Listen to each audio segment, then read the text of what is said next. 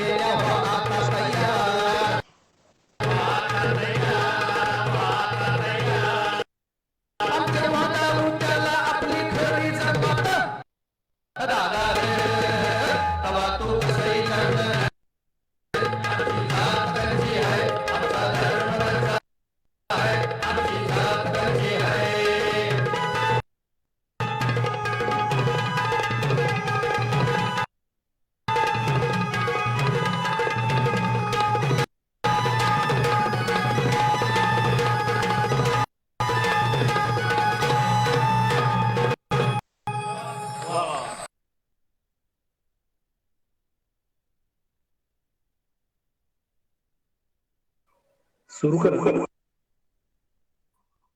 हा तृप्ती मॅडम, सुरू करूया आपण.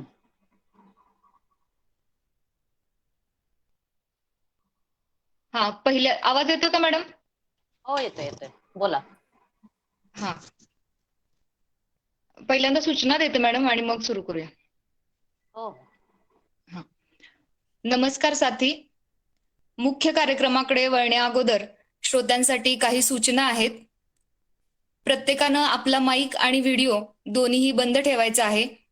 वक्त्यांचं मार्गदर्शन सुरू असताना कुणीही माईक अनम्यूट करून मध्येच प्रश्न विचारू नयेत. वक्त्यांचं पूर्ण मार्गदर्शन संपल्यानंतर श्रोत्यांच्या प्रश्नोत्तरासाठी वेळ राखीव ठेवण्यात आलेला आहे.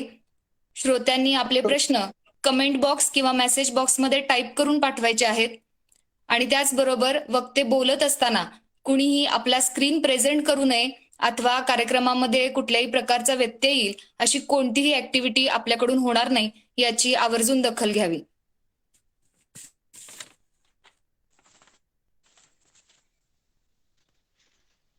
सुरू करूया. हो हो, सुरू करा. हा,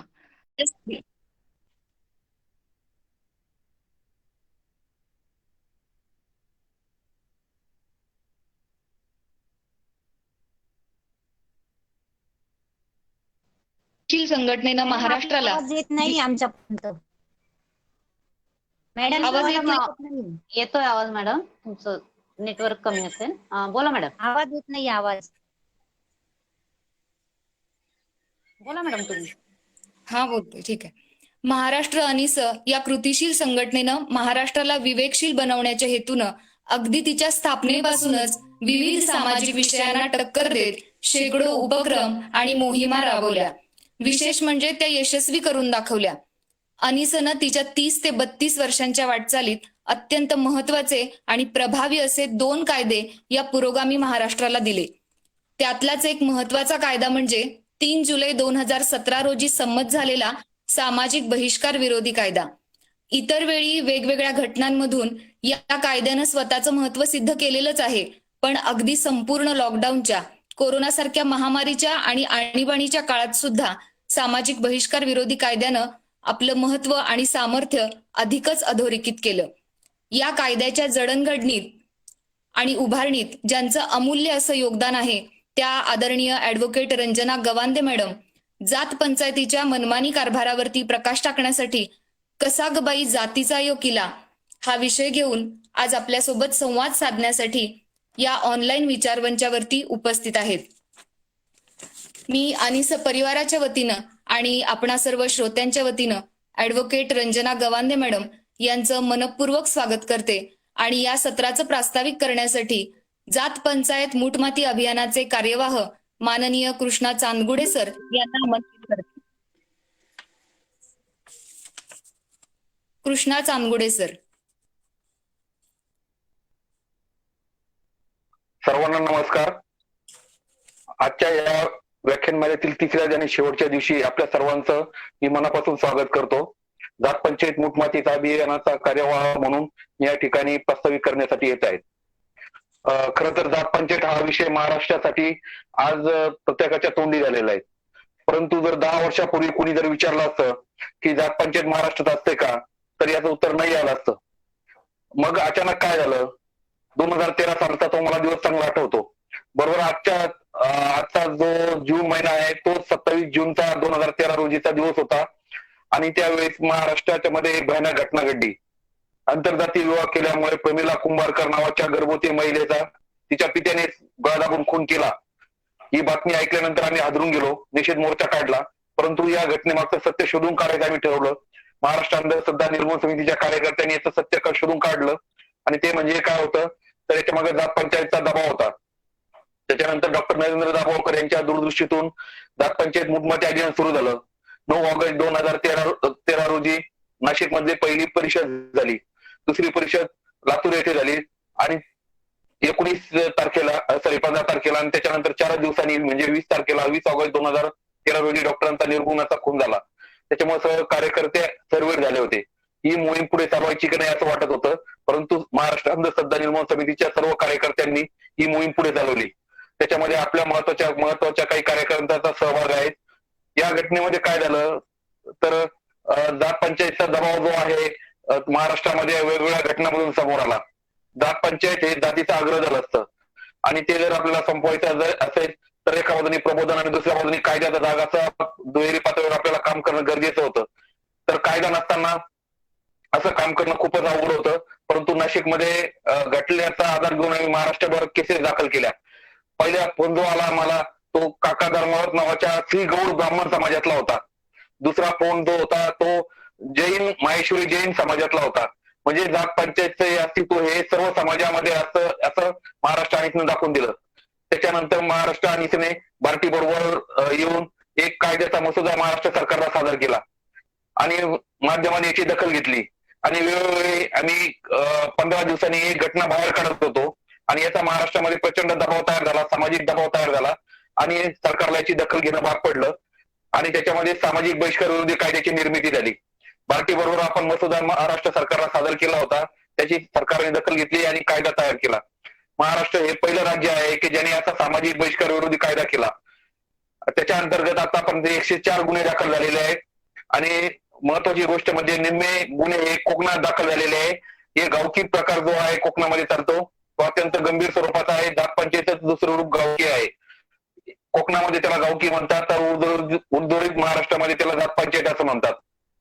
या कायदे बघताना आपल्याला लक्षात येतं की याच्यामध्ये अनेक अशा घटना समोर आलेल्या आहेत. म्हणजे महिलांचं आर्थिक फसवणूक तर लैंगिक शोषण असेल, फसवणूक असेल, शारीरिक मानसिक फसवणूक असेल तर आत्महत्येपर्यंतचे प्रकरण बाहेर आलेले आहेत. म्हणजे काय काय असेल प्रकरण ते ऍडव्होकेट रंजना गावंदे आपल्याला सांगतीलच.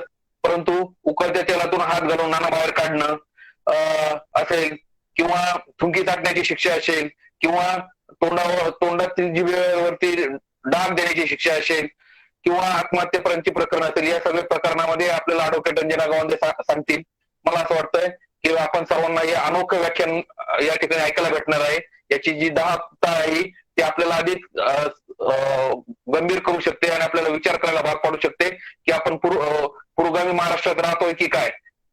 मला असं वाटतं मी प्रस्तावित थांबवतो आणि ऍडव्होकेट रंजना गावंदे यांना विनंती करेल की महाराष्ट्रात घडलेल्या सर्व प्रकरणामध्ये त्यांनी जी दखल घेऊन काम केलेलं आहे आपण सर्व कार्यकर्त्यांनी तर ते आपल्या कार्यकर्त्यांसमोर मांडावं. नवीन जे कार्यकर्ते असतील त्यांच्यासमोर मांडावं. धन्यवाद. धन्यवाद सर. यानंतर आपल्या आजच्या वक्त्या ऍडव्होकेट रंजना गवांदे मॅडम यांचं स्वागत आणि यांचा परिचय करून देण्यासाठी रायगड जिल्ह्याच्या महिला सहकार्यवाह माननीय सुप्रिया जेधे मॅडम यांना मी आमंत्रित करते. सुप्रिया जेधे मॅडम. नमस्कार सगळ्यांना. मी सुप्रिया जेधे, रायगड जिल्ह्याची कार्यवाह आहे. महाराष्ट्र अंधश्रद्धा समिती, महिला विभाग आणि सोशल मीडिया व्यवस्थापन आयोजित 3 दिवसीय ऑनलाईन राज्यस्तरीय व्याख्यानमाला आपण आयोजित करत आहोत आणि या कार्यासाठी आपण नाव दिलेलं आहे हातामध्ये हातात फुलूसारे एक. आणि आजचा जो विषय आहे तो कसा जो काही जातीचा योग केला जात पंचायतीची महिला. आणि आपल्याला अतिशय साध्या आणि सोप्या भाषेमध्ये ऍडव्होकेट रंजना पगार गवांदे मॅडम आपल्याला माहिती सांगणार आहे. पण यांची थोडक्यात मी ओळख आणि परिचय करून देते आहे. या अहमदनगर जिल्ह्यातील संगमनेर येथे रहिवासी असून शिक्षण BSc PhD झालेलं आहे. संगमनेर न्यायालयात 34 वर्ष प्रॅक्टिस करत आहे. महाराष्ट्र अंधश्रद्धा निर्मूलन समितीच्या अवघाजी संघर्ष विभागाच्या कार्यवाहीमध्ये त्या काम पाहत आहेत. तसेच बंधुबाबांचे भांडाफोड करणे व त्यांच्यावर गुन्हा दाखल करण्यात पुढाकार घेणे यात त्या नेहमीच सहकार्याने सहभाग घेत असतात. सध्या चर्चेत असणाऱ्या इंदोरीकर महाराज प्रकरणात संघटनेच्या वतीने दिल्या जाणाऱ्या न्यायालयीन लढ्यात पुढाकार लढ्यात येत आहे. तसेच बहुतेक सर्व वृत्तपत्रांमध्ये सतत त्यांची बातमी प्रसिद्ध होत आहेत. त्यांचं लेखी प्रसिद्ध होत आहे. अनेक दिवाळी अंकामध्ये त्यांचं लिखाण सुद्धा त्यांनी केलेलं आहे. जी 24 तास, TV9, IBN लोकमत अशा विविध वाहिन्यांवर होणाऱ्या परिसंवादात सतत सहभाग घेऊन आपले मते त्या परखडपणे मांडत आहे आणि आपल्याला त्या नेहमी दिसत आहे. व्यसनमुक्ती क्षेत्रामध्ये त्यांचे काम हे खूप महत्वपूर्ण आहे. प्रबोधन, प्रतिबंध व उपाय या तिन्ही माध्यमातून काम करीत त्यांनी हजारो लोकांना दिलासा मिळवून दिलेला आहे. 800हून अधिक गावात दारूबंदीचा ठराव उठवून यशस्वी करण्यात त्यांचा मोठा सहभाग आहे. स्त्री सक्षमीकरण विशेष शेकडो व्याख्याने त्यांनी दिली आहे. स्त्रीभ्रूण हत्या 500हून अधिक व्याख्यानं दिलेली आहेत. माईक जवळ धरा. त्याचबरोबर बालविवाह रोखण्यासाठी प्रबोधन करीत 184 विवाह रोखण्यात त्यांना यश आलेलं आहे. जातपंचायतीच्या माध्यमातून केली जाणारी कौमारी चाचणीची प्रथा बंद व्हावी यासाठी त्यांचे विशेष प्रयत्न आहेत. जातपंचायती बरखास्त करण्यासाठी संवाद व संघर्ष त्यांनी केले आहेत. जातपंचायतीच्या कारभारामुळे बाधित व पीडित मॅडम माईक जवळ जरा आवाज येत नाहीये. ओके, हॅलो, हा आवाज येतोय? हा येतोय आता. जातपंचायतीच्या माध्यमातून केली जाणारी कौमार्याची चाचणी प्रथा बंद व्हावी यासाठी त्यांचे विशेष प्रयत्न आहेत. जातपंचायतीची बरखास्त करण्यासाठी संवाद संघर्ष त्यांनी केले आहेत. जातपंचायतीच्या कार्यभारामुळे बाधित व पीडित व्यक्तींना सहकार्य व दिलासा देण्याचे काम त्यांनी सतत सुरू असते. त्यांच्या या आव्हानात्मक व सुरू असणाऱ्या कामामुळे त्यांना अनेक पुरस्कार देऊन गौरव करण्यात आले. खरं तर खूप मोठं त्यांचं या काम आहे. आपण सतत त्यांना मीडियावरती पाहत आहोत. रंजनाताईंना मिळालेले काही निवडक पुरस्कार मी पुढील प्रमाणे त्यांना सांगते आहे.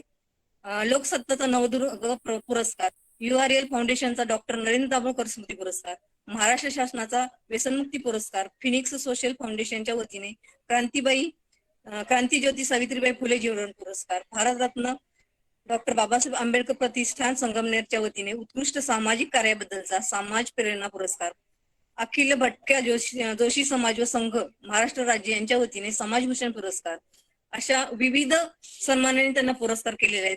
ते आपल्या महाराष्ट्र अंध निर्मूलन समितीच्या एक धडाडीच्या कार्यकर्ता आहेत.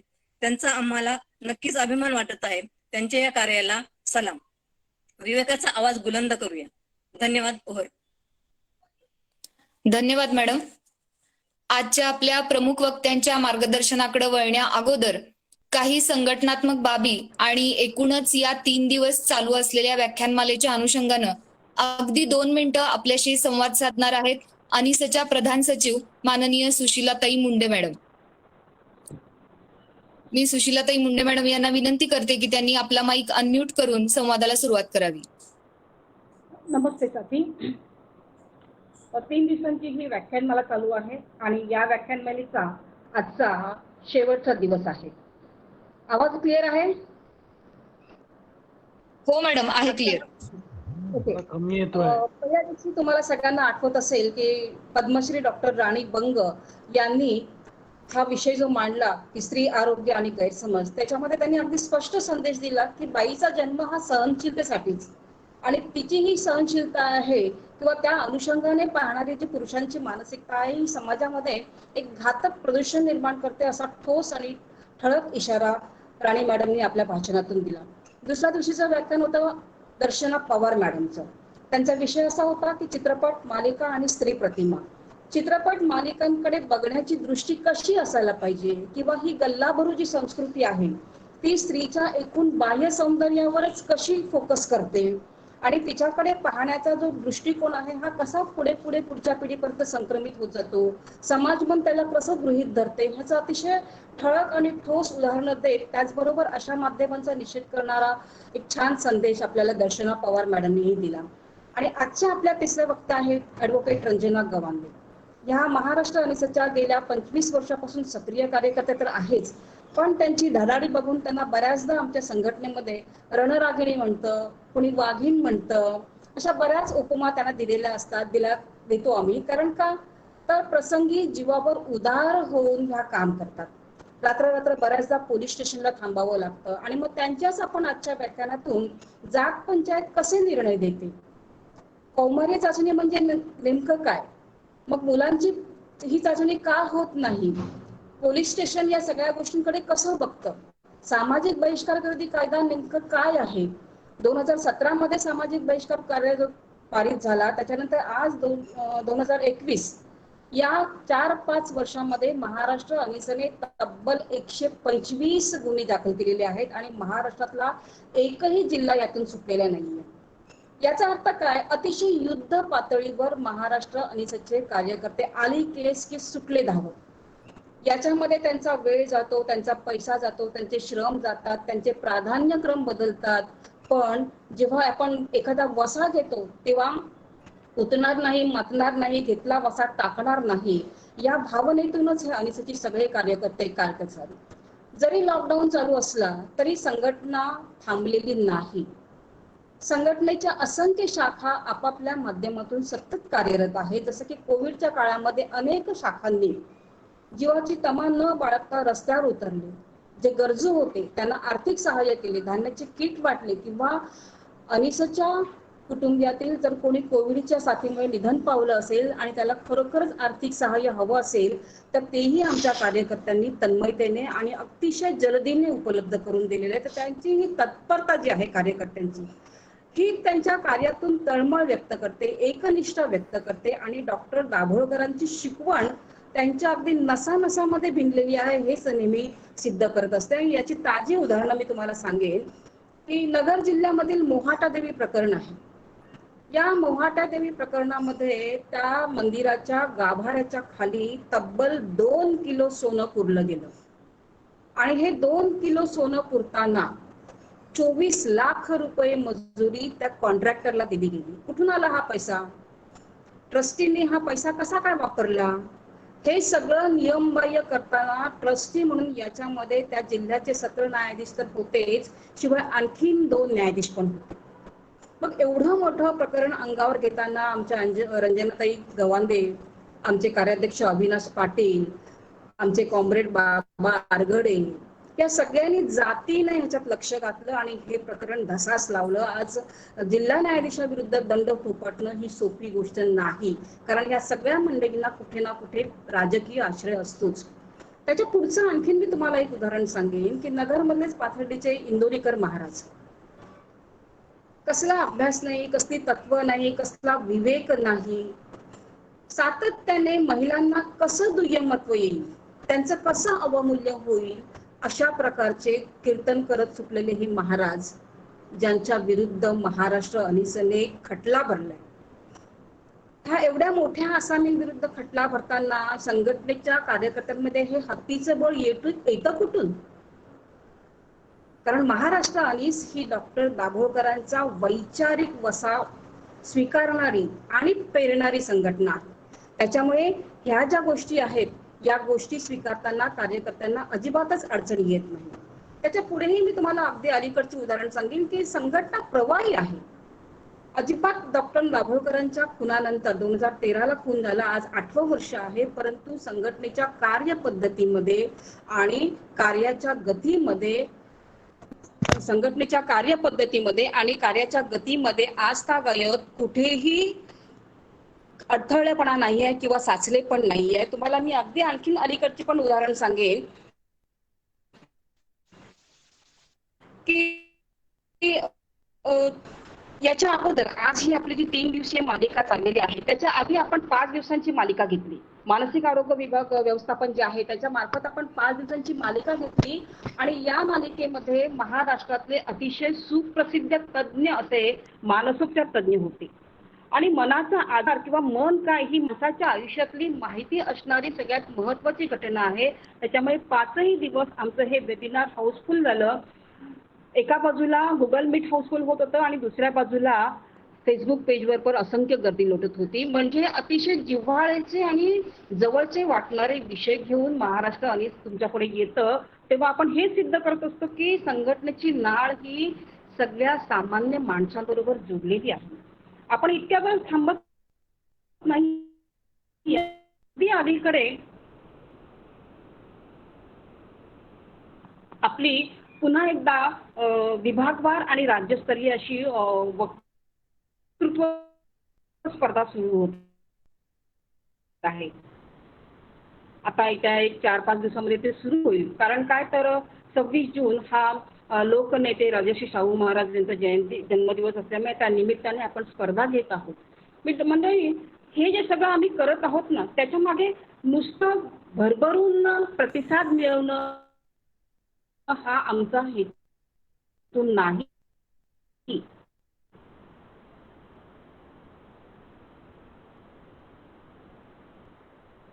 संघटन कसं वाढेल? महाराष्ट्र हे विवेकाधिष्ठित ते कसं होईल, कारण डॉक्टर नरेंद्र दाभोळकरांचं हे एक स्वप्न होतं. चळवळ बांधताना, चळवळीमध्ये काम करताना डॉक्टर नरेंद्र दाभोळकर नेहमी म्हणायचे की माझ्या महाराष्ट्रातली जनता ही कर्मकांड विरहित झाली पाहिजे, ही शोषणरहित झाली पाहिजे, ही विवेकाने चालणारी व्हायला पाहिजे, ती सत्याग्रहावर असायला पाहिजे, ती अहिंसक पाहिजे, ती नीतिमत्तेवर चालणारी पाहिजे.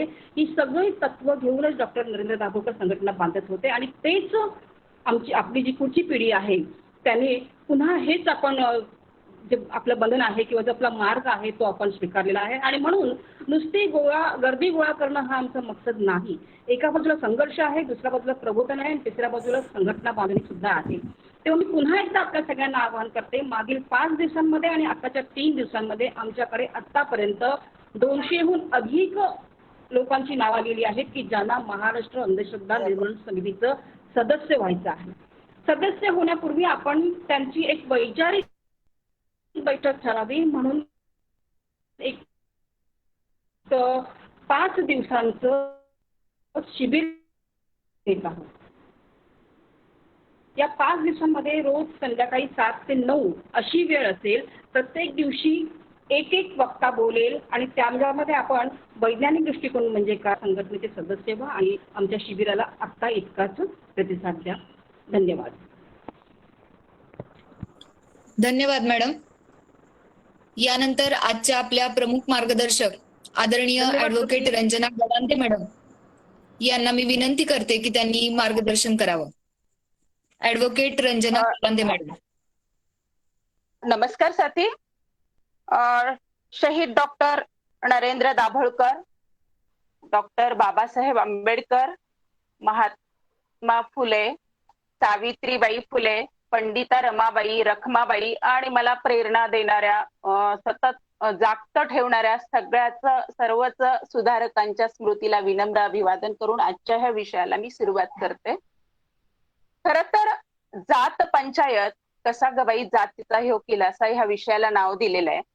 तर जात पंचायत आणि तिची निर्मिती याच्याबद्दल थोडस आपण बघू. खर तर जातीची निर्मितीच मुळात वंशशुद्धी किंवा रक्तशुद्धी जपण्यासाठी जातींची निर्मिती झालेली आहे.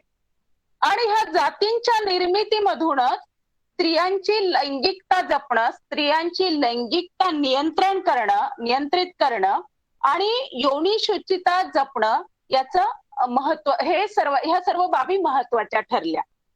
आता जात व्यवस्थेमध्ये खरं तर जन्माला येणं हे, त्या कुठल्या जातीत जन्माला येणं हे कोणाच्या हातात नसतं. जन्माला येणं आणि त्यानंतर जन्माला आल्यानंतर जातीबाहेर लग्न न करणं ह्या जात व्यवस्थेच्या 2 महत्वाच्या बाबी मानल्या जातात.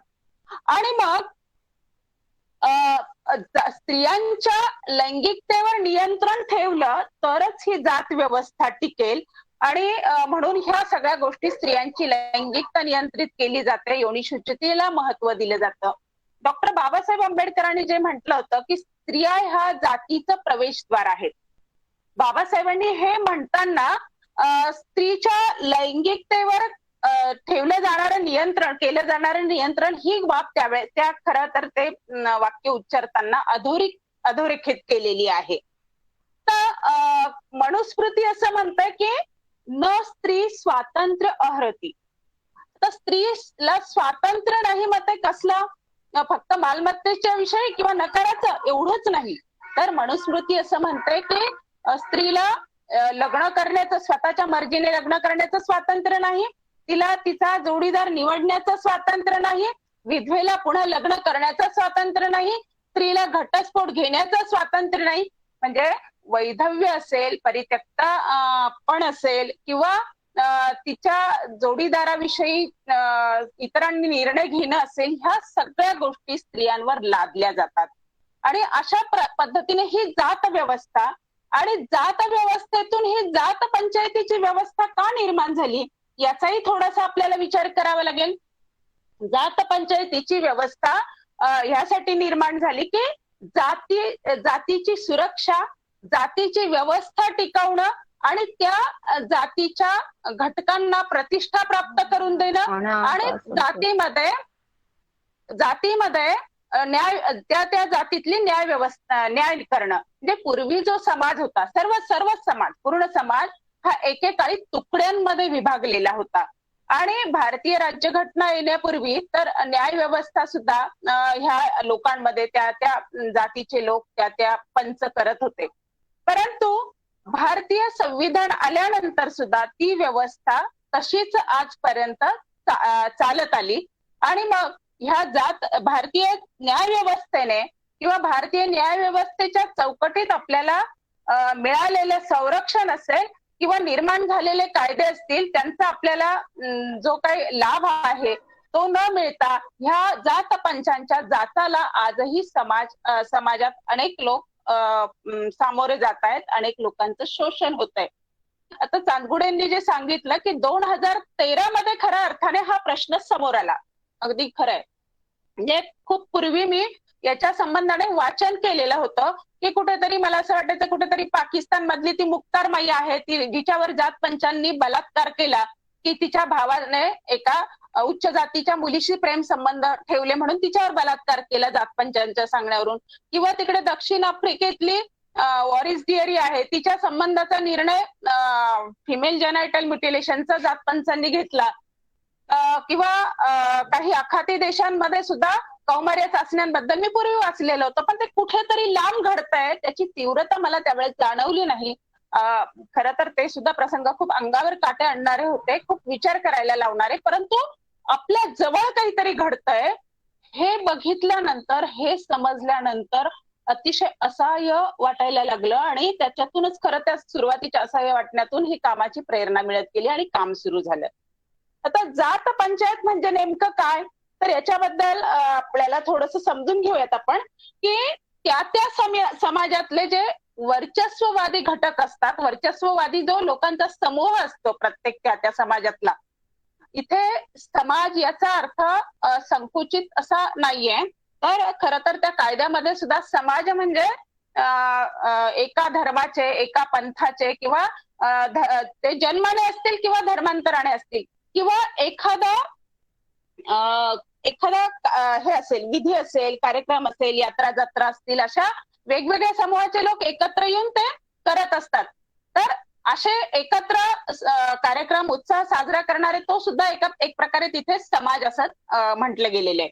तर एखाद्या समाजाचा वर्चस्ववादी घटक एकत्र येऊन, ते विशिष्ट लोक एकत्र येऊन त्या समाजाचा पूर्ण नियंत्रण करत असतील, म्हणजे जन्मापासून मृत्यूपर्यंतचं सगळं संपूर्ण नियंत्रण, संपूर्ण विधी ते लोक करत असतील, किंवा त्या समाजातल्या काही घटकांचा कौटुंबिक असेल किंवा व्यक्तिगत असेल असे न्यायनिवाडे करत असतील, हुकूम करत असतील. आणि तो हुकूम जो आहे, न्यायनिवाडा आहे, सामूहिकरित्या करतात.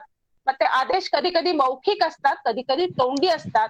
आणि याला ढोबळ मानाने जात पंचायत असं संबोधलं जातं. आता ह्या जात पंचायतींच्या संबंधाने आपल्याकडे पूर्वी कायदा नव्हता. जात पंचायतींचे मी काही उदाहरणं तुम्हाला देणार आहे, परंतु तो कायदा कसा अस्तित्वात आला याच्या संबंधाने थोडंसं जाणून घेणं खरं तर गरजेचं आहे. की 1949 मध्ये मुंबई प्रांताचा वाळीत टाकण्यापासून प्रतिबंध करणारा एक कायदा होता आणि तो कायदा 1963 मध्ये रद्द झाला. त्याच्यानंतर 1985 मध्ये सामाजिक असमता विधेयक मांडलं गेलं, परंतु त्या विधेयकाचं कायद्यात रूपांतर झालंच नाही.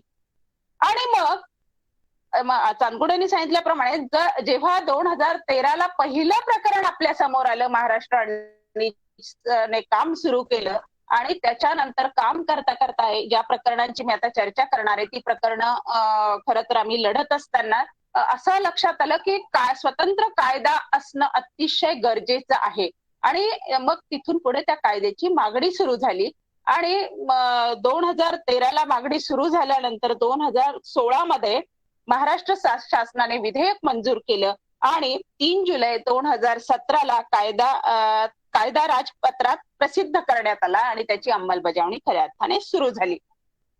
तर ह्या कायद्याच्या संबंधाने बोलताना तत्पूर्वी मी तुमच्याशी काही उदाहरणं शेअर करणार आहे की आता जो आपण स्त्री शोषणाच्या संबंधाने 2 दिवसापासून सर्व काही ऐकतोय आणि ह्या विषयालाच धरून आज आपल्याला जात पंचायती आणि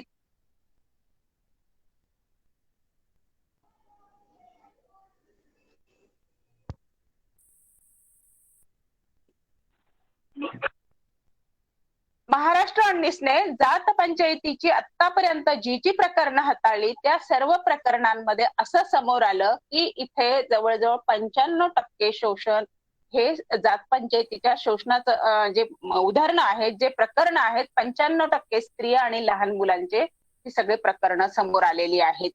आणि मग तिकडे कोकणामध्ये गावकी जात पंचायतीला काही ठिकाणी गावकी म्हणतात, काही ठिकाणी भावकी म्हणतात, काही ठिकाणी कांगारू कोर्ट म्हणतात, काही ठिकाणी खाप पंचायत म्हणतात, अशा वेगवेगळ्या नावाने जात पंचायती ओळखल्या जातात.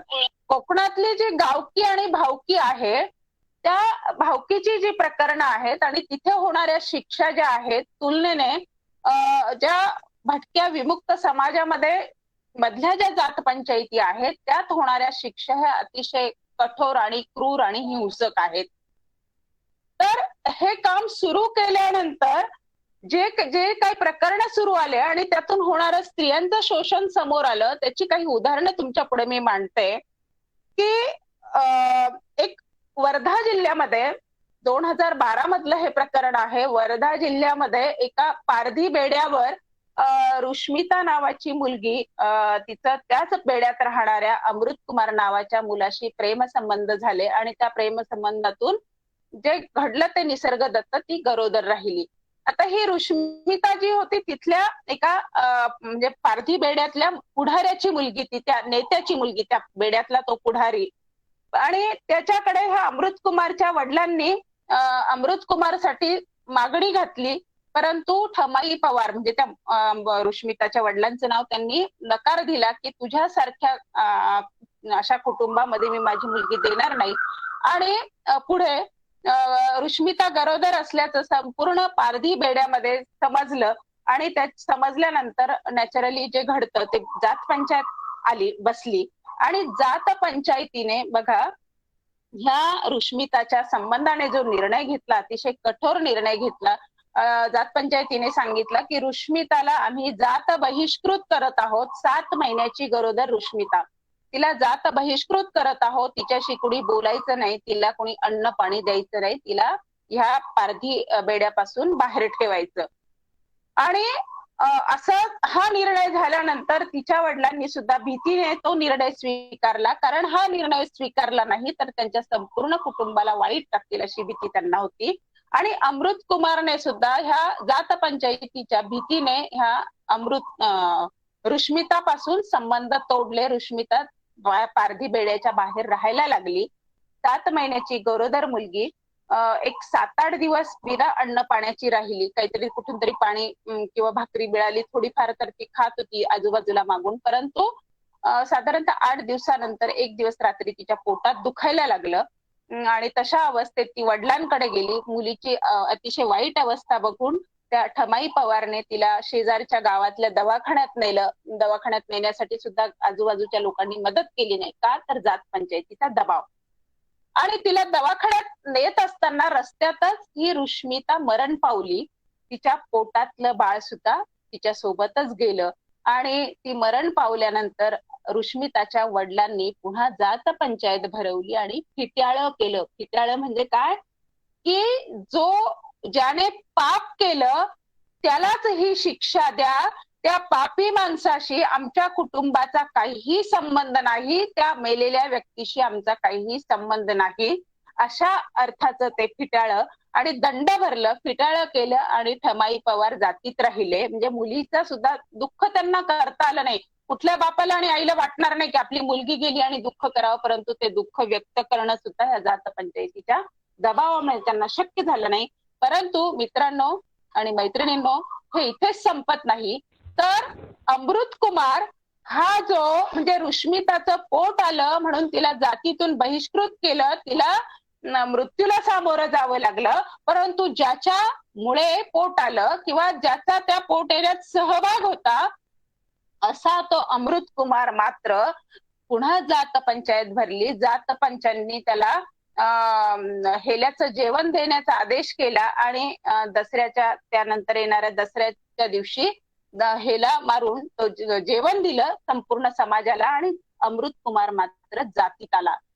तर पोट आणणारा अमृत कुमार जातीत आणि ज्याच्यामुळे पोटाला तो जातीत राहिला आणि रुश्मिता मात्र मृत्यूला सामोरं जावं लागलं. अशा प्रकारची ही प्रकरणं आहेत. दुसरं एक प्रकरण मी तुम्हाला सांगणार आहे की ही क्रूरता आणि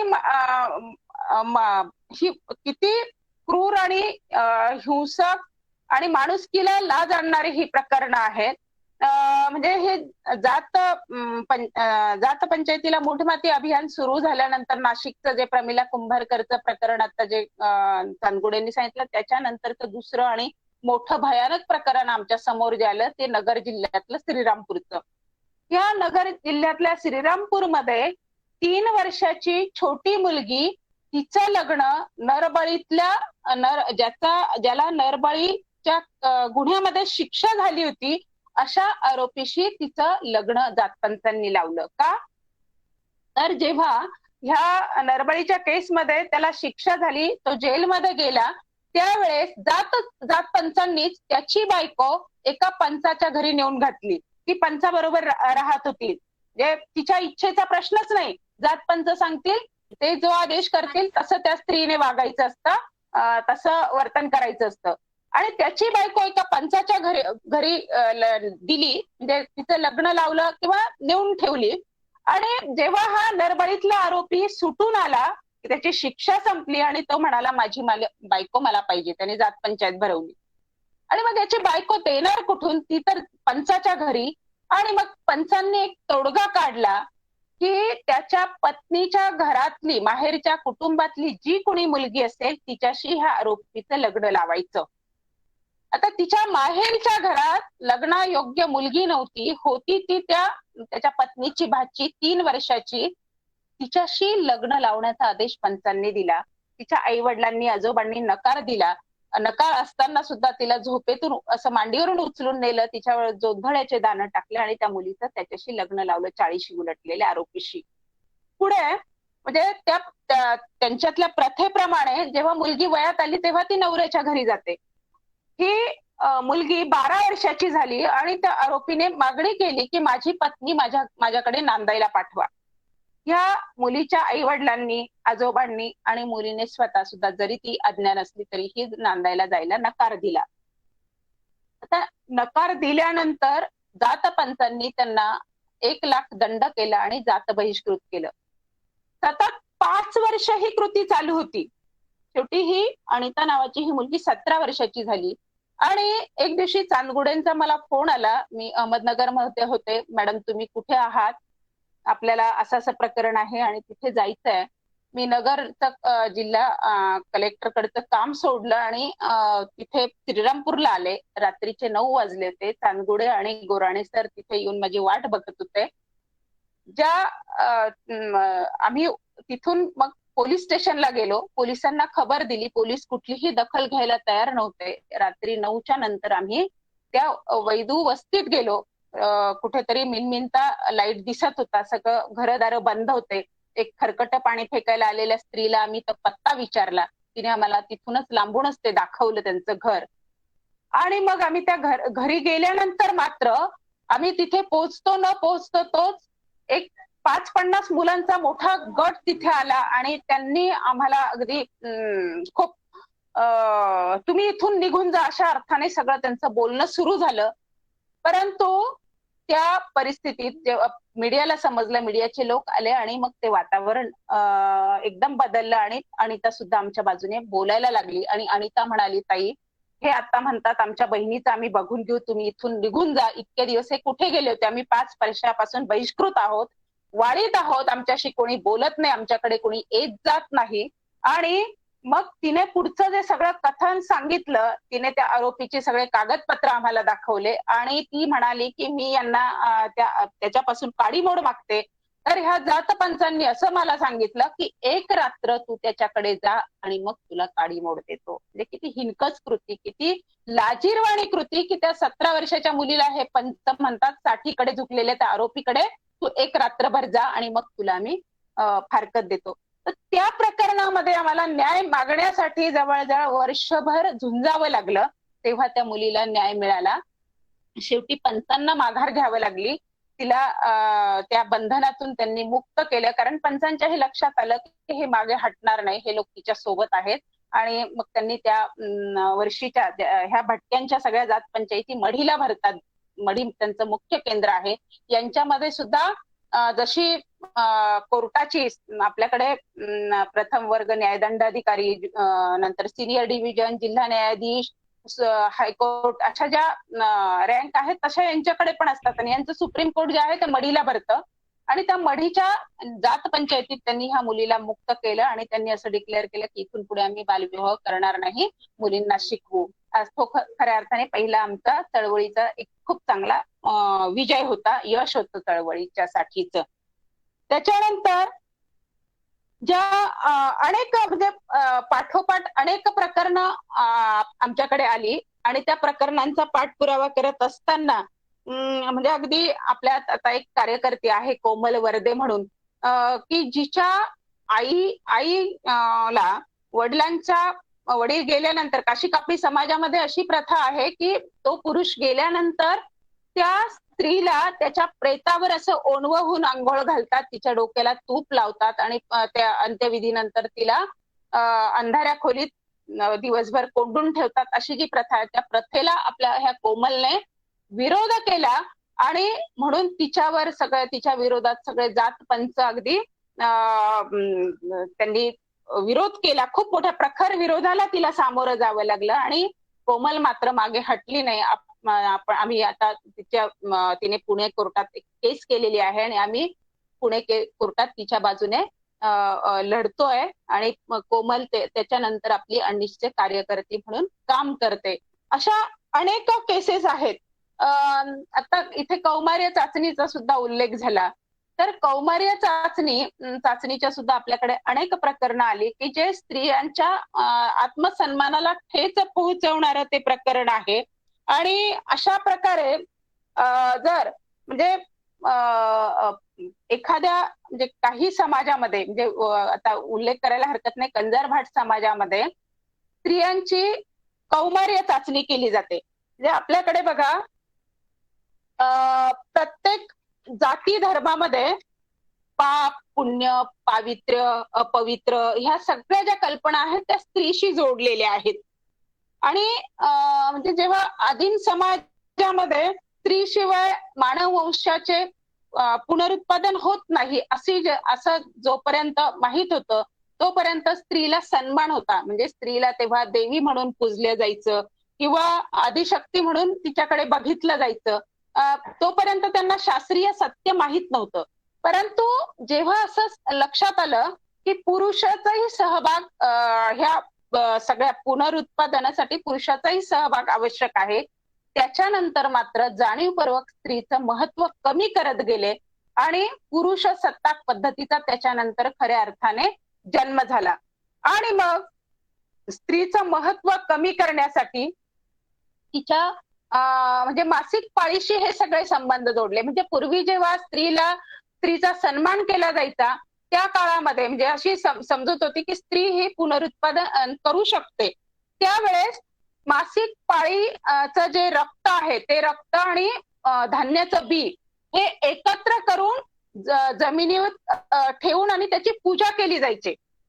इतकं त्याला महत्व होतं. त्याच्या आजपर्यंत आजही काही ठिकाणी पहिली पाळी आली की मुलीचा काही उत्सव साजरे करतात. परंतु जेव्हा पुरुष सत्ताक पद्धती आली आपल्याकडे आणि लक्षात आलं की पुरुषाचाही सहभाग असतो आणि मग स्त्रीचं महत्व कमी करण्यासाठी पाळी आणि पाळी आलेली स्त्री ही अपवित्र आहे, पाळी ही अपवित्र आहे.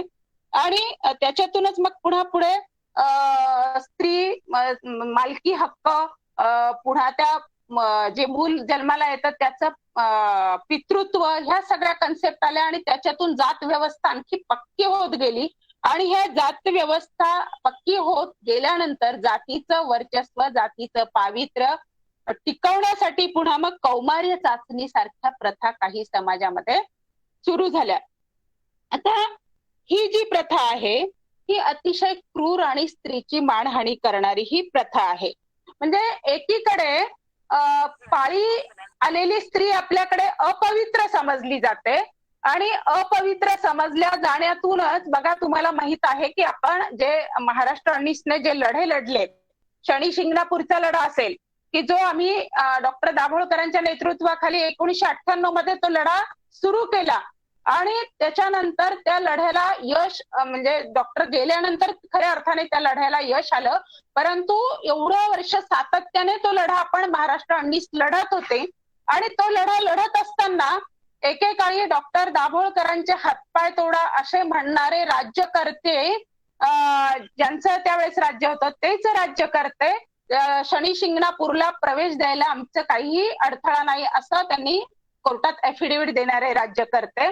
आणि मग हे शनी शिंगणापूर असेल, शबरीमला असेल, ह्या सगळ्याच ठिकाणी स्त्री अपवित्र कारण तिला पाळी येते आणि म्हणून तिला तिथे प्रवेश नाही असं एकीकडे म्हणणारे राज्यकर्ते असतील किंवा समाज असेल. म्हणजे आता आपण ह्या जात पंचायतीच्या संबंधाने बोलत आहोत, परंतु ह्या सुद्धा समाज पंचायती आहेत की ज्यांनी स्त्रीला अपवित्र ठरवून तिथे प्रवेश नाकारला होता. म्हणजे त्यावेळेस खरं तर सामाजिक बहिष्कार विरोधी कायदा महाराष्ट्रात नव्हता.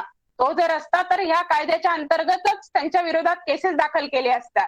कारण शबरीमला प्रकरणामध्ये सुद्धा तुम्ही जर बघितलं तर 1990 मध्ये शबरीमला प्रकरण केरळ हायकोर्टात गेलं आणि केरळ हायकोर्टात ते प्रकरण गेल्यानंतर केरळ हायकोर्टाने स्त्रियांना प्रवेश नाकारला.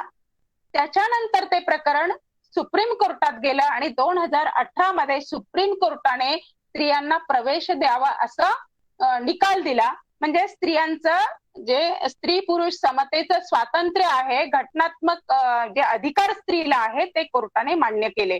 आणि ते मान्य करताना जस्टिस चंद्रचूड जे आहेत त्यांनी असं म्हटलं की स्त्रीला शबरीमलाला प्रवेश नाकारणं म्हणजे तिचं दुय्यमत्व अधोरेखित करणं आहे, स्त्रीला अस्पृश्य ठरवणं आहे. अस्पृश्यतेच्या जे निकष आहेत म्हणजे आर्टिकल 17 मध्ये त्या निकषामध्ये हे बसवणं आहे. स्त्रीचं मानहानी करणं आहे, स्त्रीची प्रतिष्ठा डावलणं हे सगळं प्रकरण आहे. आणि हे जे स्त्रीच्या जे उपासनेचं म्हणजे ज्यांना कोणाला उपासना करायची असेल ते उपासनेचं स्वातंत्र्य नाकारणं आहे अशा प्रकारचं निकालामध्ये जस्टिस चंद्रचूड यांनी तिथे नमूद केलेलं आहे. म्हणजे ह्या ज्या जात पंचायती आहे, आपण ज्या समाजाच्या जात पंचायतींबद्दल बोलतो, परंतु ह्या सुद्धा मोठ्या सामाजिक जात पंचायती आहे की ज्या कुठेतरी स्त्रीला बहिष्कृत मानतात, अस्पृश्य मानतात, दुय्यम मानतात. यांच्या विरोधात सुद्धा आपण पाऊल उचललं पाहिजे. यांचा सुद्धा आपल्याला निश्चितच विचार करावा लागणार आहे आणि ती लढाई आपण कोर्टाच्या माध्यमातून, न्यायालयाच्या माध्यमातून लढतोय. कारण हे शबरीमलाचं प्रकरण आहे. नंतर पुन्हा त्यांनी पुनर्विचार व्हावा म्हणून सुप्रीम कोर्टात याचिका दाखल केली आणि ते जास्त संख्या असलेल्या न्यायाधीशांकडे ते प्रकरण गेलं. तर अशा पद्धतीने म्हणजे शिंगणापूरचा लढा लढताना सुद्धा खूप काही म्हणजे आम्हाला सोसावं लागलं, लढावं लागलं. तो विषय आता इथे नाही, परंतु ह्या जात पंचायतीच्या संबंधाने तो मुद्दा आला म्हणून इथे मी तो अधोरेखित करते. तसंच स्त्रियांबद्दलची जी मानसिकता आहे समाजामधली किंवा ह्या जात पंचांची मानसिकता आपण बघूयात. आता आपल्याकडच्या ज्या जात पंचायती आहे, काही आदिवासी समाजामध्ये सुद्धा जात पंचायती म्हणजे चांदगुडेंनी जसं म्हणालं की जात पंचायत ही फक्त भटक्या विमुक्तांमध्ये नाही तर त्या सवर्णांमध्ये आहे, ब्राह्मण समाजात आहे, मुस्लिमांमध्ये पण आहेत, दलितांमध्येही आहेत, मराठा समाजातही आहेत. त्या भागात वेगवेगळ्या पंचायती ह्या आहेत. तर ह्या पंचायतींचा जेव्हा आपण विचार करतो तिकडे ठाणे जिल्ह्यातल्या आदिवासी पंचायतींची काही प्रकरणं बघायला मिळाली. ती जी प्रकरणं आहेत तर त्या प्रकरणांमध्ये एक उदाहरण मी तुम्हाला देईल की किती क्रूरता भरलेली आहे. हिराबाई नावाच्या एका स्त्रीला तिला पूर्वीची 2 अपत्य होती आणि तिसरं अपत्य जे जन्माला आलं तिचं त्याला जन्मतःच अंगावर कोड होतं आणि ते जन्मतः कोड असल्यामुळे गावामध्ये चर्चा सुरू झाली आणि मग भक्ताला घरी बोलवलं आणि त्या भक्ताने असं सांगितलं की हे बरंब्याचं आहे. बरंबा म्हणजे कोण की एखादा तरुण मुलगा अविवाहित असताना जो मृत्यू पावला तो बरंबा म्हणून तो प्रकट होतो आणि तो रात्री अपरात्री किंवा दिवसाही तरुण स्त्रियांच्या सुंदर स्त्रियांच्या मागे फिरत असतो आणि तो ह्या स्त्रियांशी संभोग करतो आणि तो बरंबा जेव्हा यांच्याकडे येतो तेव्हा फक्त त्या स्त्रीला दिसतं आणि बरंब्याला दिसतं, बाकी कोणाला दिसत नाही असं भक्तांनी सगळं तिथला तो अंधश्रद्धा आहेत. आणि त्याच्याप्रमाणे त्यांनी सांगितलं हे बरंब्याचं अपत्य आहे आणि म्हणून मग ही हिराबाई जी आहे हिने बरंब्याशी संभोग करून तिने व्यभिचार केला आहे आणि मग जात पंचायत बसली आणि जात पंचायतीने असा निकाल दिला की ह्या हिराबाईला एकतर बहिष्कृत करावं लागेल किंवा हिला जे पवित्र स्वतःला पवित्र करून घ्यावं लागेल, त्याची शिक्षा तिला भोगावी लागेल. मग काय शिक्षा? तर शिक्षा अशी की तिथे 7 गवताच्या अशा पोकळ झोपड्या तयार केल्या, त्या एकाच वेळी 7ही झोपड्या पेटवल्या आणि त्या झोपड्यांच्या मधून ह्या हिराबाईने पळत पळत जायचं त्या जाळातून, पेटलेल्या त्या जाळातून. आणि त्याप्रमाणे हिराबाई स्वतःचं अंग भाजलं, ती तिथून पळत गेली. परंतु जात पंचायतीचा जो बहिष्कार आहे त्याला सामोरं जाणं किती कठीण आहे बघा. म्हणजे अंग भाजलेलं चालेल, पेटलेलं चालेल, जळालेलं चालेल, परंतु ती बहिष्कृतता नको म्हणून हिराबाईने त्या जाळामध्ये अग्नीमध्ये उडी दिली. खऱ्या अर्थाने तिने अग्नी परीक्षा दिली. अशा प्रकारच्या क्रूर शिक्षा किंवा कधी काही स्त्रियांना तिथली जी प्रकरणं आहेत की व्यभिचाराच्या आरोपाखाली पूर्ण नग्नधिंड काढले जाते, डोक्यावर दगड ठेवून चावडीपासून मिरवलं जातं, तरुण पोरं तिच्या मागे अश्लील हावभाव करत फिरतात आणि नंतर तिचा लिलाव केला जातो. अशा ह्या आदिवासी जमातीत सुद्धा शिक्षा आहेत, अतिशय क्रूर शिक्षा. म्हणजे बारामतीचं एक उदाहरण आहे की त्या बारामतीला त्यांनी म्हणजे निर्णय जात पंचांचा निर्णय त्यांना मान्य नव्हता त्या समाजाच्या लोकांना आणि म्हणून त्यांनी दुसऱ्या समाजाच्या लोकांची मदत घेतली. म्हणून जात पंचांनी त्या स्त्रियांच्या योनी मार्गात मिरचीची पूड टाकली. किती ही क्रूरता! आणि मिरचीची पूड टाकल्यानंतर सुद्धा त्यांनी डॉक्टरकडे जायचं नाही, कारण तो पुरुष स्त्रीला हात लावेल म्हणून त्या वेदना सहन करत राहिल्या. आपले अंडीचे कार्यकर्ते आहेत तिथे आपण आमचे साथी चांदकुडे आणि आणखी काही साथी केले आणि नंतर त्यांनी वैद्यकीय उपचार त्या स्त्रियांचे केले गेले. अशी ही अतिशय क्रूर शिक्षा ह्या दिल्या जातात. तर कौमार्य चाचणीबद्दल मी बोलत असताना ह्या क्रूरतेकडे आले. तर कौमार्य चाचणी ही सुद्धा स्त्रियांचा आत्मसन्मानाला ठेच पोहोचवणारी शिक्षा आहे. आणि मग एकीकडे बघा म्हणजे पाळी अपवित्र समजली जाते, पण कौमार्य चाचणी काय आहे? तर कौमार्य चाचणी म्हणजे ह्या कंजार भाट समाजामध्ये लग्न झालेल्या नववधूला लग्न लागल्यानंतर जात पंचांना तिथे दारू मटण वगैरे हे प्रत्येक समाजामध्ये जवळपास सारखंच आहे, पुरवलं जातं. ते त्याचा आस्वाद घेत असतात. जात पंच त्या खोलीच्या बाहेर बसतात. आता नवीन जरा आधुनिकता आली, आता लॉज बुक करतात आणि लॉजच्या तिथे पण जात पंच जातात.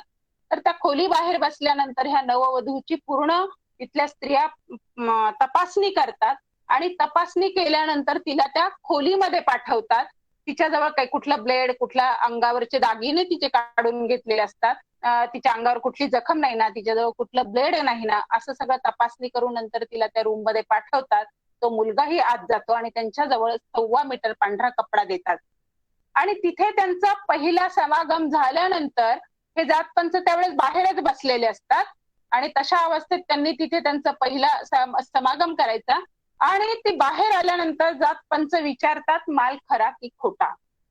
जर त्या कपड्यावर 1.25 मीटर कपड्यावर लाल डाग पडलेला असेल तर तो मुलगा म्हणतो माल खरा आहे, डाग नसेल तर तो म्हणणार माल खोटा आहे, माल खोटा आहे, माल खोटा आहे. हे एवढ्या मोठ्या समुदायासमोर त्या मुलीला अशा प्रकारे अपमानित करण्यात येतं आणि माल खोटा आहे एवढंच सांगून ते थांबत नाही, तर पंच तिला तुझे कोणाबरोबर लग्नाच्या आधी संबंध आले होते हेही पंच तिला विचारतात आणि त्या मुलीला नाव सांगावं लागतं. आणि त्याच्यानंतर त्या मुलीला स्वीकारायचं की नाकारायचं हे ते मुलगा ठरवतो, पंच ठरवतात. आणि जर स्वीकारलं तर मात्र त्या मुलीला आयुष्यभर अपवित्र म्हणूनच संसार करावा लागतो. जनरली तिला कोणी स्वीकारत नाही. अशाच प्रकारचं आमच्या संगमनेर जवळ घुलेवाडी नावाचं गाव आहे, तिथे ही पोलीस दलात भरती व्हायची म्हणून कॉलेज शिक्षण घेणारी ही मुलगी स्वतः रोज व्यायाम करायची, सायकलिंग करायची आणि तिच्या लग्नामध्ये ही कौमार्य चाचणी झाल्यानंतर त्या मुलाने बाहेर येऊन सांगितलं की माल खोटा आहे, आणि असं सांगितल्यानंतर पंचांनी ते लग्न अवैध ठरवलं, हे रद्द ठरवलं लग्न, आणि त्या मुलाने संपूर्ण लग्नामध्ये दिलेलं संपूर्ण सामान ट्रकमध्ये भरलं, तिचे संपूर्ण दागिने स्वतःकडे घेतले आणि त्या निर्जीव वस्तू घेऊन तो त्याच्या घरी निघून गेला. ही सजीव बायको मात्र तो तिथे सोडून गेला. आणि ही बाब आम्हाला 5-6 दिवसानंतर समजल्यानंतर चांदगुडे आणि मी आम्ही दोघंही त्यांच्या घरी गेलो, तेव्हा मांडव दारासमोर तसाच होता, त्याच्यात झालरी आजूबाजूने लोंबत होत्या, घरात रडारड सुरू होती. अगदी एखाद्या माणूस जावं, कुणीतरी मयत व्हावं असं वातावरण त्या घरामध्ये होतं. आणि अशा परिस्थितीत आम्ही तिला सांगितलं की आपण केस करू, कोर्टात जाऊ, परंतु ते लोक केस करायला मुलगी तयार होती, परंतु तिचे आई वडील तयार नव्हते, कारण पुन्हा बहिष्कृतेचं हत्यार त्यांच्यावर उगारल्या जाण्याची शक्यता होती. आणि बहिष्कृतेचं हत्यार उगारल्यानंतर, बहिष्कृतता म्हणजे काय की तुम्ही कोणाच्या लग्नात यायचं नाही, तुमच्याकडे कुणाचा मृत्यू झाला तर जात भाई कुणी येणार नाहीत, तुम्हाला कुठल्याही कार्यक्रमाला बोलवलं जाणार नाही, मुलींचे लग्न खोळंबतात आणि संपूर्ण समाजापासून ते घर तुटतं.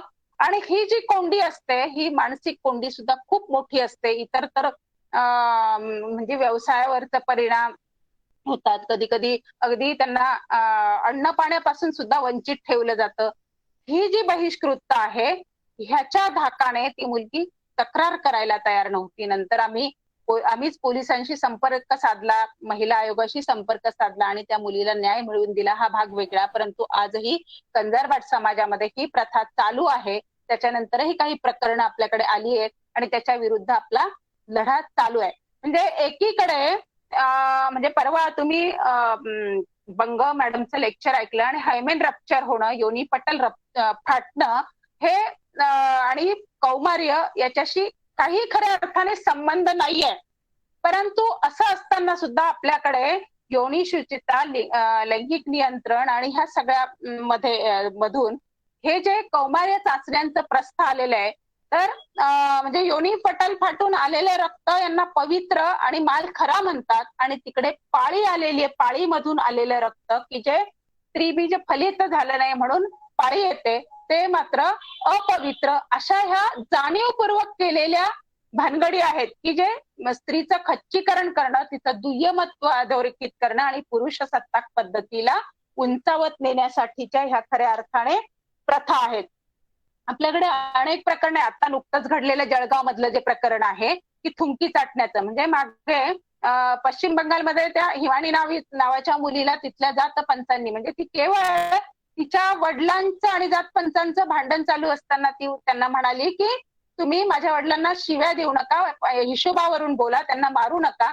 तर पंचांना राग कसला आला की ही मुलगी स्त्री आणि ही मध्ये येऊन बोलते, मुलीने किंवा बाईने बोलायचं नाही मध्ये येऊन, आणि त्याचा राग येऊन त्यांनी एक पंच जमिनीवर थुकला आणि त्याची थुंकी चाटायची शिक्षा तिला दिली.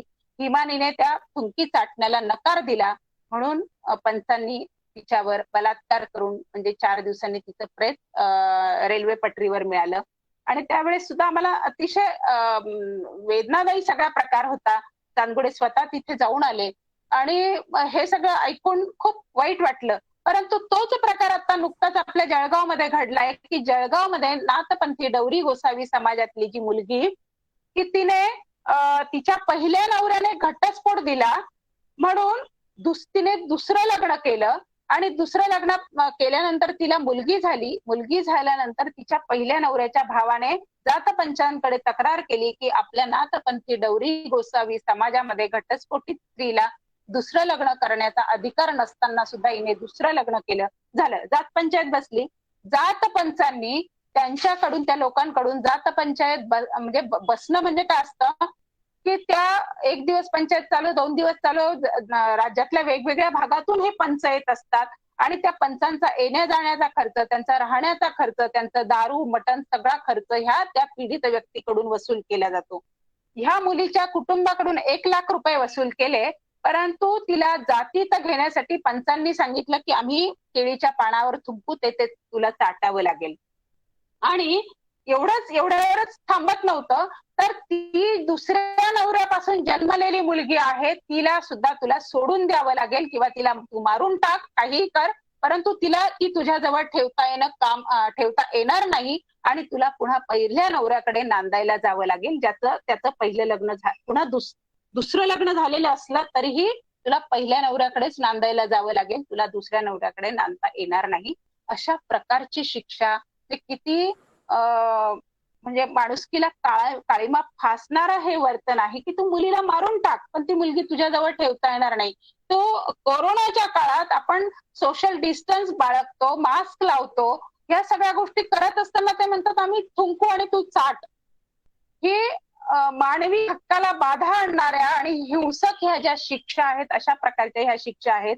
कारण अनेक समाजामध्ये घटस्फोटित स्त्रीला पुन्हा लग्न करता येत नाही, विधवा स्त्रीला पुन्हा लग्न करता येत नाही आणि व्यभिचाराचा जर आरोप त्या स्त्रीवर झाला तर शिक्षा सुद्धा अशा क्रूर असतात. एखादीचा नाकाचा शेंडा कट करणं, एक स्त्रीच्या डोक्यावर घाण म्हणजे जे विष्ठा असते, विष्ठा भरलेलं पातेलं देणं आणि तिला गावातून मिरवणं, थुंकी चाटायला देणं किंवा पंचांच्या मूत्राने केलेली मातीची भाकरी तिला खायला भाग पाडणं, अशा प्रकारच्या अगदी अतिशय किळसवाण्या आणि क्रूर शिक्षा ह्या जात पंचायतींच्या माध्यमातून करण्यात येत असतात. तसंच FGM सारखं सुद्धा प्रकरण आहे की फिमेल जेनायटल म्युटिलेशन, काही समाजामध्ये ती सुद्धा प्रथा आहे की शिश्निकेची कत्तल करणं, की ज्या भागामुळे स्त्रीला संभोगाचा प्रणयाचा आनंद मिळतो तोच भाग नष्ट करायचा, म्हणजे स्त्रीला तो आनंद मिळू नये. स्त्रीला जर ती शिश्निका कट केली नाही तर ती व्यभिचार करेल असा तो अपसमज, गैरसमज, अंधश्रद्धा नाही म्हणणार की जाणीवपूर्वक तो समज आहे आणि तो जाणीवपूर्वक ही शिश्निका कत्तल केली जाते की स्त्रीने व्यभिचार करायला नको. आणि हे FGM सारखी जी प्रथा आहे ती मी जे मगाशी तुम्हाला वॉरिस डिअरीचा उल्लेख केला की दक्षिण आफ्रिकेतली ती मॉडेल आणि तिने जे वर्णन केलेलं आहे की हे FGM करताना अनेक ठिकाणी कुठल्याही वैद्यकीय मदत घेतलं जात नाही, भूल दिली जात नाही, कुठलाही सॅनिटाईज केलं जात नाही आणि कुठल्या तरी घरगुती आणि रानटी पद्धतीने ती कत्तल केली जाते आणि त्याच्यातून त्या स्त्रियांना अनेकदा इन्फेक्शन होतं आणि कधी कधी जीव सुद्धा गमवावा लागतो. अशी ही प्रथा आहे. आणि ही प्रथा जे करतात ते म्हणतात की योनी म्हणजे हराम की बोटी, योनी म्हणजे हराम की बोटी आणि पापाचा स्रोत आहे योनी, आणि शिश्निका ही अवांछित त्वचा आहे असा पद्धतीचा समज समाजात ते पसरवतात. तसंच आता मी जी जात पंचांची उदाहरणं दिली तुम्हाला, ह्या जात पंच सुद्धा म्हणतात की स्त्री आणि गाढव याच्यात काहीही म्हणजे फरक नाहीये. स्त्रीला अक्कल नसते किंवा स्त्रीला अक्कल कमी असतात. म्हणजे हे जात पंचच नाही, आपल्याकडे अनेक महाभाग असे आहेत, हे असे उद्गार काढणारे अनेक समूह आहेत, असे उद्गार काढणारे की मगाशी सुशीलाताई जे म्हणाल्या की ज्याच्या विरोधात आम्ही इथे भांडते मी, इंदोरीकर महाराज, त्या इंदोरीकरची जर कीर्तनं तुम्ही ऐकली तर तो इंदोरीकर म्हणतो पायाची बाई म्हणजे पायाची वाहन पायातच ठेवावी. ते शहरात जर मी गेलो आणि चहा सांगितला तर ते घरातलं जनावर केस मोकळे सोडलेले गाऊन घालून ते जनावर येतं चहा देतं. म्हणजे बाई म्हणजे जनावर, मुलगी म्हणजे जनावर.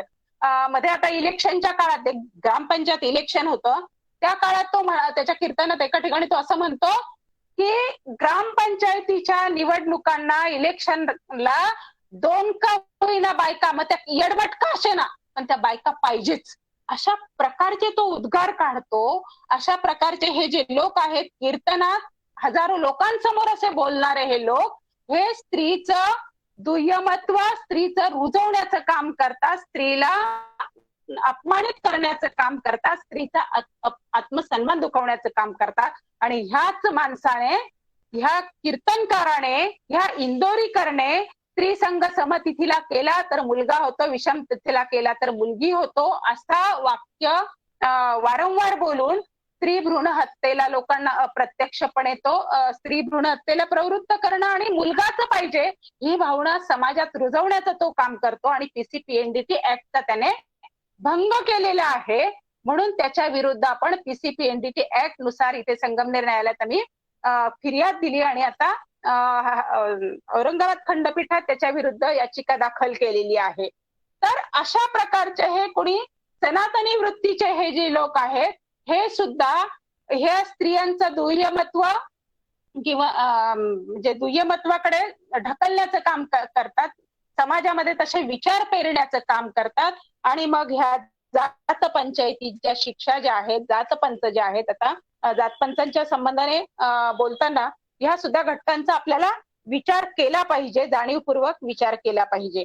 तर मैत्रिणींनो, ही जी उदाहरणं आहेत ही खूप उदाहरणं आहेत. आता खरं तर वेळ कमी आहे आणि ही सगळी उदाहरणं मला तुम्हाला सगळी सांगणं शक्य नाहीये, कारण वेळ माझा आता 10 मिनिट फक्त माझ्यासाठीची बाकी आहेत. त्या 10 मिनिटांमध्ये मी कायद्याविषयी थोडंसं बोलते आणि नंतर संपवते आणि तुम्ही मग तुम्हाला काय ज्या शंका असतील त्या प्रश्न मला विचारा आणि त्यातून मी तुमच्या शंकांचं निरसन करेन.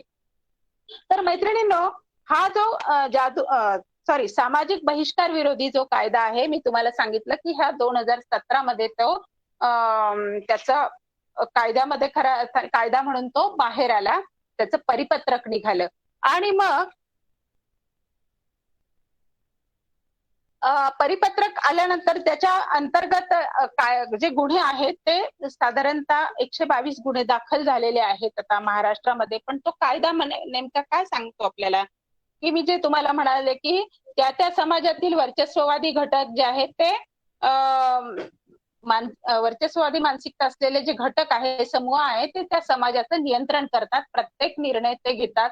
प्रत्येक निर्णय म्हणजे त्या समाजातल्या त्या लोकांनी कोणते कपडे घालायचे, कोणती भाषा बोलायची, जन्मापासून त्यांचे मृत्यूपर्यंतचे सगळे विधी हे पंचांच्या अखत्यारीत असतात. पंच सांगतील तसंच घडलं पाहिजे इतकी त्यांची सगळी अरेरावी असते. आणि असे हे घटक आणि मग हे जे घटक आहेत यांची अरेरावी आहे आणि महाराष्ट्रभरात जे त्यांच्या जातपंचांच्या माध्यमातून होणारं जे शोषण आहे हे समोर आल्यानंतर कायद्याची मागणी झाली आणि तो कायदा काय सांगतो ते थोडक्यात मी तुमच्या पुढे आता मांडणार आहे.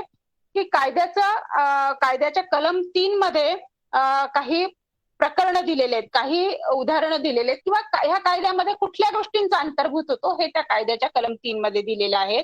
तर तो कायदा कलम 3 असं सांगतो की सर्व प्रकारचा बहिष्कार हा या कायद्याच्या अंतर्गत गुन्हा ठरतो. मग तो बहिष्कार तुम्ही त्या एखाद्या व्यक्तीला लग्नाला न येऊ देणं असेल, कुठे पाणवठ्यावर पाणी न भरू देणं असेल किंवा त्याचं अन्न पाणी बंद करणं असेल, समाज मंदिरात त्याचं येणं बंद करणं असेल किंवा समाजाचं एखादं शाळा असेल, मंदिर असेल, त्या ठिकाणी त्या मुलांना प्रवेश न देणं असेल किंवा त्या जाती समूहाच्या मुलांना त्या इतर मुलांमध्ये खेळणं त्यांचं बंद करणं असेल, ही जी सक्ती आहे, हा जो बहिष्कार आहे ह्या कायद्याच्या अंतर्गत गुन्हा ठरतो.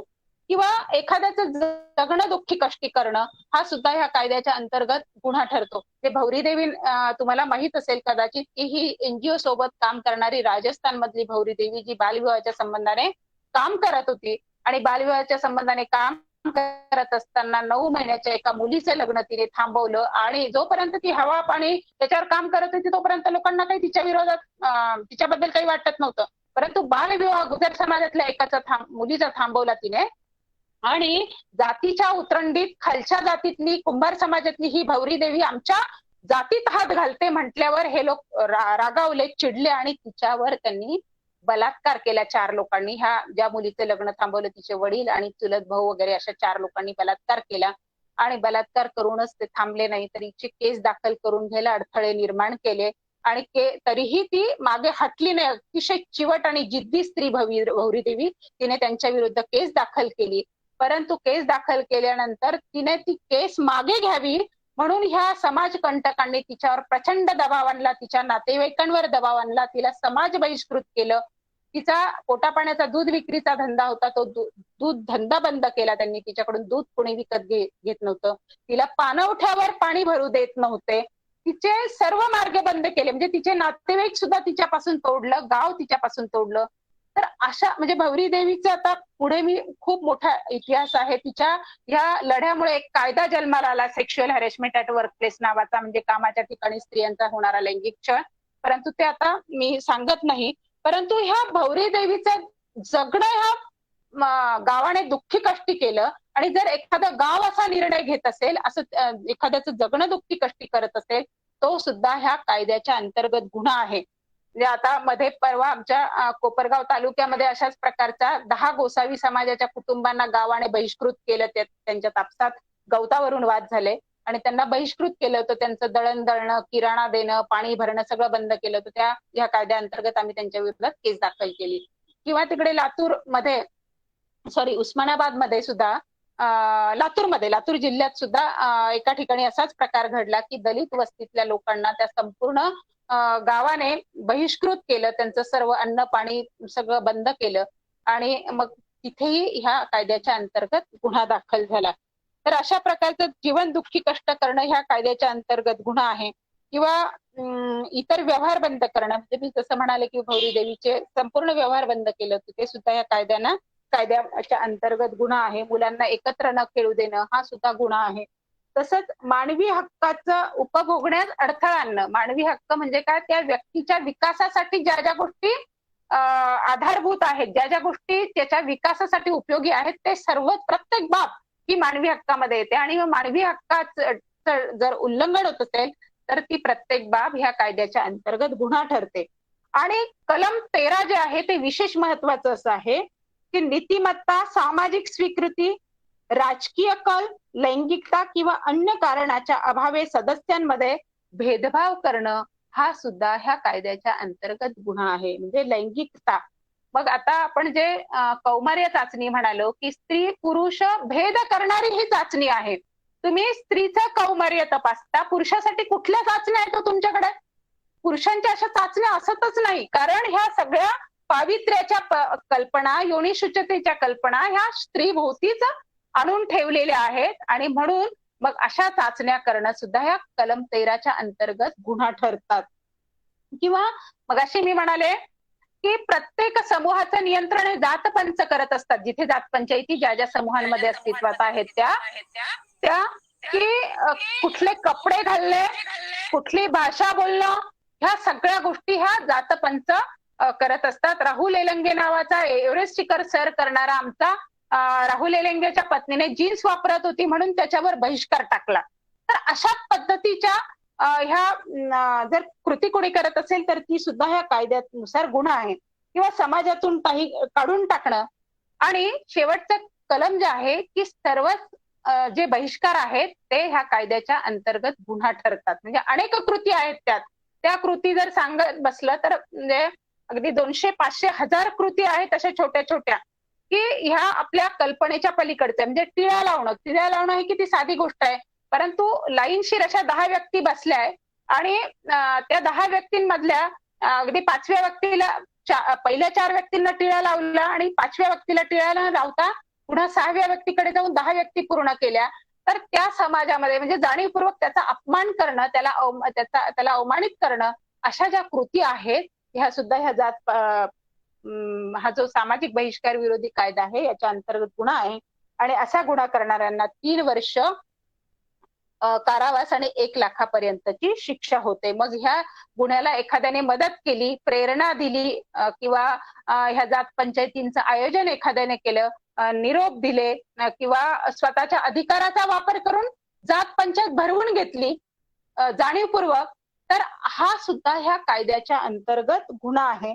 आणि याची तक्रार पोलिसांमार्फतही करता येते किंवा डायरेक्ट कोर्टात सुद्धा तक्रार करता येते. आणि हा जो गुन्हा आहे हा दखलपात्र गुन्हा आहे, परंतु जामीन पात्र आहे. म्हणजे पोलिसांकडे याला जामीन देता येतो. परंतु बघा याच्यात जर खंडणी सारखा गुन्हा असेल, एखाद्याकडून खंडणी घेतली, मग अशी मी तुम्हाला म्हणाले की 1 लाखाची मागणी केली. इथे नगरच्या एका केसमध्ये आमच्या शांताबाईकडे अतिशय क्रूर प्रकार होता तो सुद्धा की तिचाच नवरा मेला आणि तिच्याच विरुद्ध जातपंच बसले. म्हणजे ती कायद्याच्या कचाट्यातून नाही अडकली, परंतु जातपंचांनी तिला अडकवलं. तिला मुठभर तांदूळ चघळायला दिले, तिला उघडं करून आंघोळ घातली आणि ते तांदूळ कोरडे निघाले म्हणून तिला आरोपी ठरवलं आणि तिला 15 लाखाचे तिच्याकडे खंडणी मागितली. त्याच्या विरुद्ध आम्ही जवळजवळ 2 वर्ष लढलो आणि त्याच प्रकरणामध्ये ह्या शांताबाईच्या प्रकरणाचा पाठपुरावा करत असताना, म्हणजे जेव्हा हा कायदा नव्हता त्यावेळेस आम्हाला प्रकरणांमध्ये वर्ष लढावं लागलं, त्याचा पाठपुरावा करावा लागला. त्याच्यानंतर हा कायदा आल्यावर गुन्हे दाखल करणं सोपं झाले आणि पंचांची मनमानीला सुद्धा थोड्याफार प्रमाणात आळा बसला. तर ह्या शांताबाईच्या प्रकरणात जसं 15 लाखाची मागणी होती की ते 15 लाख दिल्याशिवाय तुझ्या मुलांचे लग्न होणार नाही. 2 मुलं लग्नाला आलेले आणि ते लग्न होऊ देत नव्हते. आम्ही गुन्हे दाखल केले आणि पाठपुरावा केल्यानंतर ती वैदू समाज जात पंचायत पूर्ण महाराष्ट्राची 15 एप्रिल 2015 श्रीरामपूरला बरखास्त झाली. म्हणजे ती बरखास्त करण्यासाठी कायद्याचा बडगा आणि प्रबोधन अशा दोन्ही कृती करून आम्ही ते त्यांना भाग पडलं. आणि तो इतका ऐतिहासिक निर्णय ठरला की अमेरिकेतल्या वृत्तपत्रांनी सुद्धा ह्या निर्णयाची दखल घेतली. एक ऐतिहासिक तो निर्णय झाला, ऐतिहासिक पाठपुरावा झाला, चळवळीचं मोठं ते यश होतं. तर अशा प्रकारची जर खंडणी मागितली असेल तरीही आयपीसीच्या अंतर्गत तो गुन्हा आहे आणि असे मोठे कलम असतील तर मग मात्र त्याला जामीन मिळणार नाही. काही प्रकरणांमध्ये आम्ही 9 दिवसाची पोलीस कस्टडी घेतलेली आहे.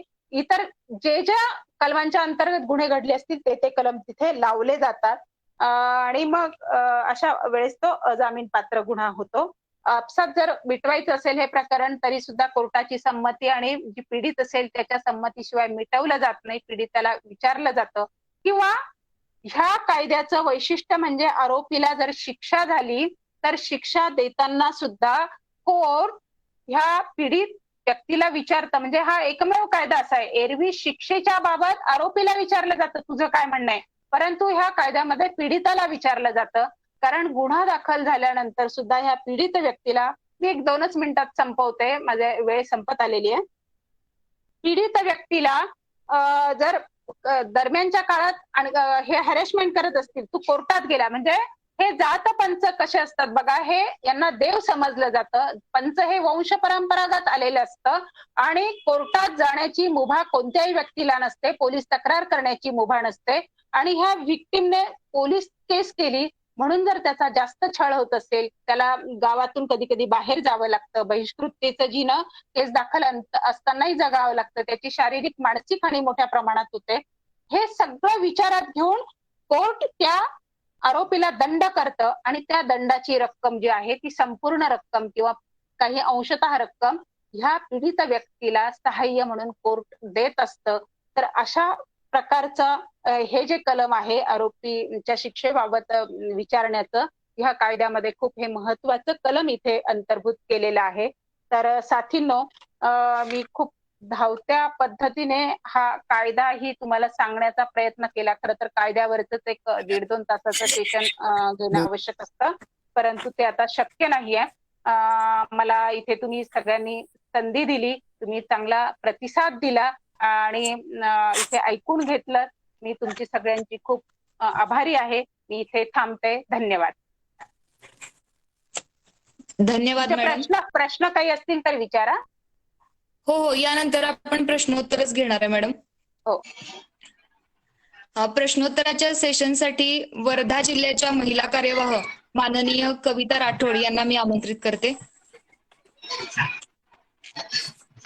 आवाज येतोय माझा?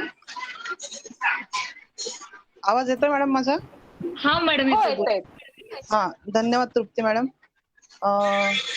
खरोखर मॅडम तुम्ही जे काही वक्तव्य केलं आता ते ऐकून अगदी कान सुन्न झाले.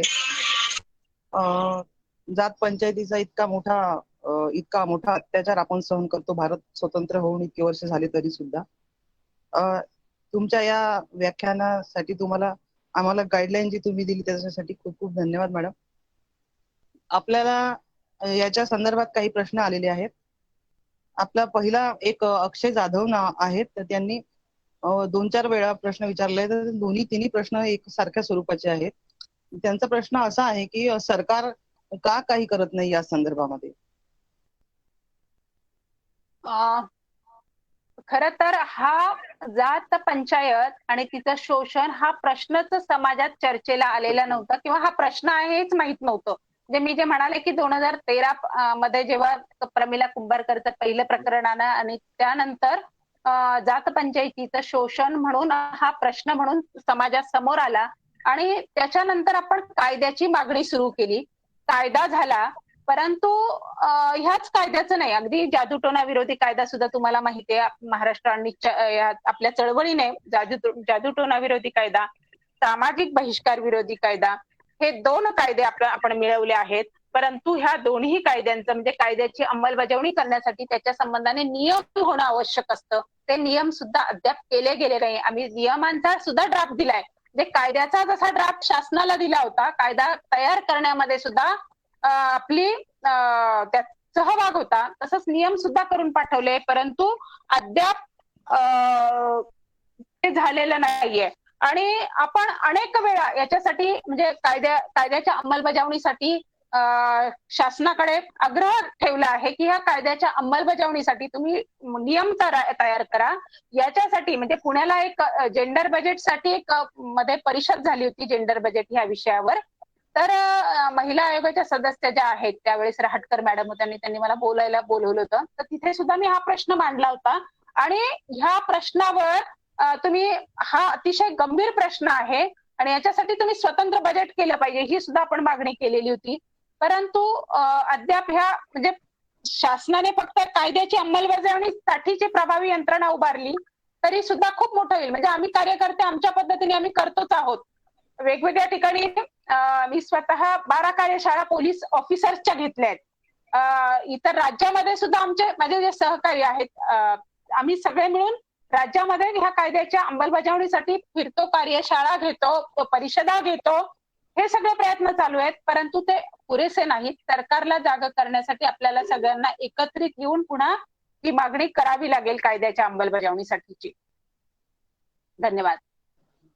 या आणखी दुसरा प्रश्न आपल्याला डॉक्टर सिंधू आवळे यांनी विचारलेला आहे. भारतात घटनेनुसार कायदा सर्वांसाठी समान आहे, तरी पण या जात पंचायत व्यवस्था का अद्यापही सुरू आहेत?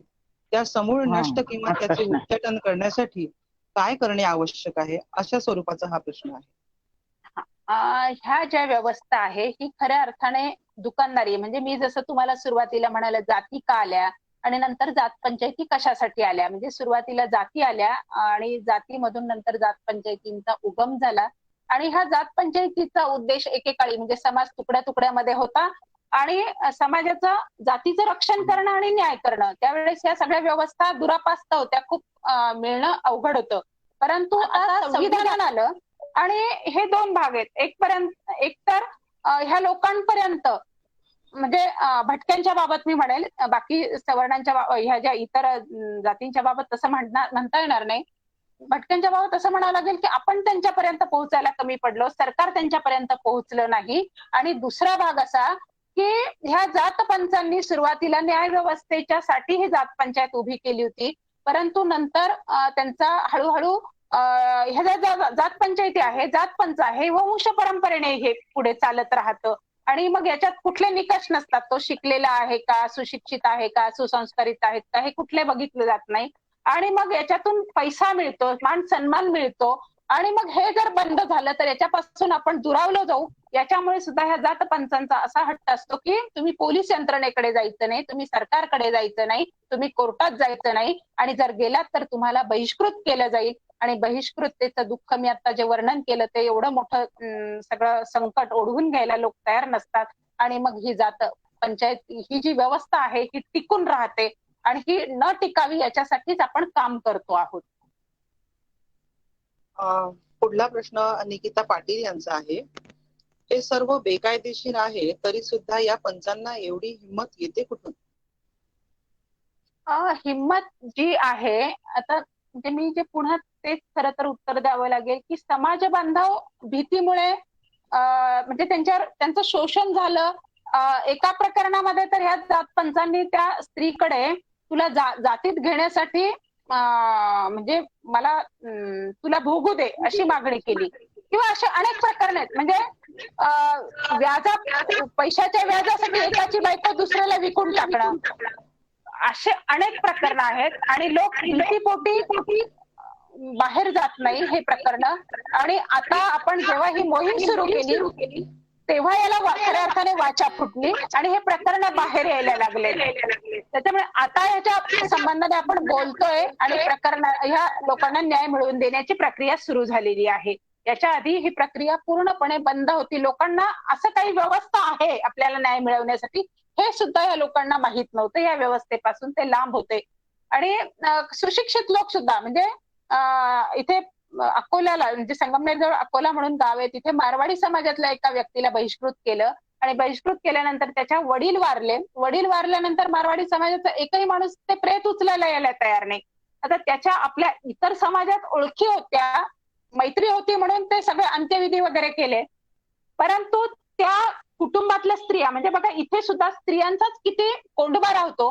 म्हणजे जवळजवळ 1.5-2 वर्ष हे सगळं चालू होतं आणि त्या कुटुंबातल्या स्त्रियांना समाजातल्या कुठल्याही कार्यक्रमाला बोलवलं जात नव्हतं. कोणी स्त्रिया त्यांच्याशी समाजातल्या बोलत नव्हत्या. उलट त्यांच्याच समाजातलं एखादं लग्न असेल तर त्यांच्या घरासमोर नेऊन जास्त वेळ बँड वाजवणं किंवा त्याच समाजातल्या अन्य स्त्रिया हळदी कुंकू असेल किंवा इतर समारंभ असेल तर यांच्या घरासमोर जाऊन मुद्दाम मोठ्या मोठ्याने बोलणं आणि असा ह्या स्त्रियांचा जो कोंडबारा आहे.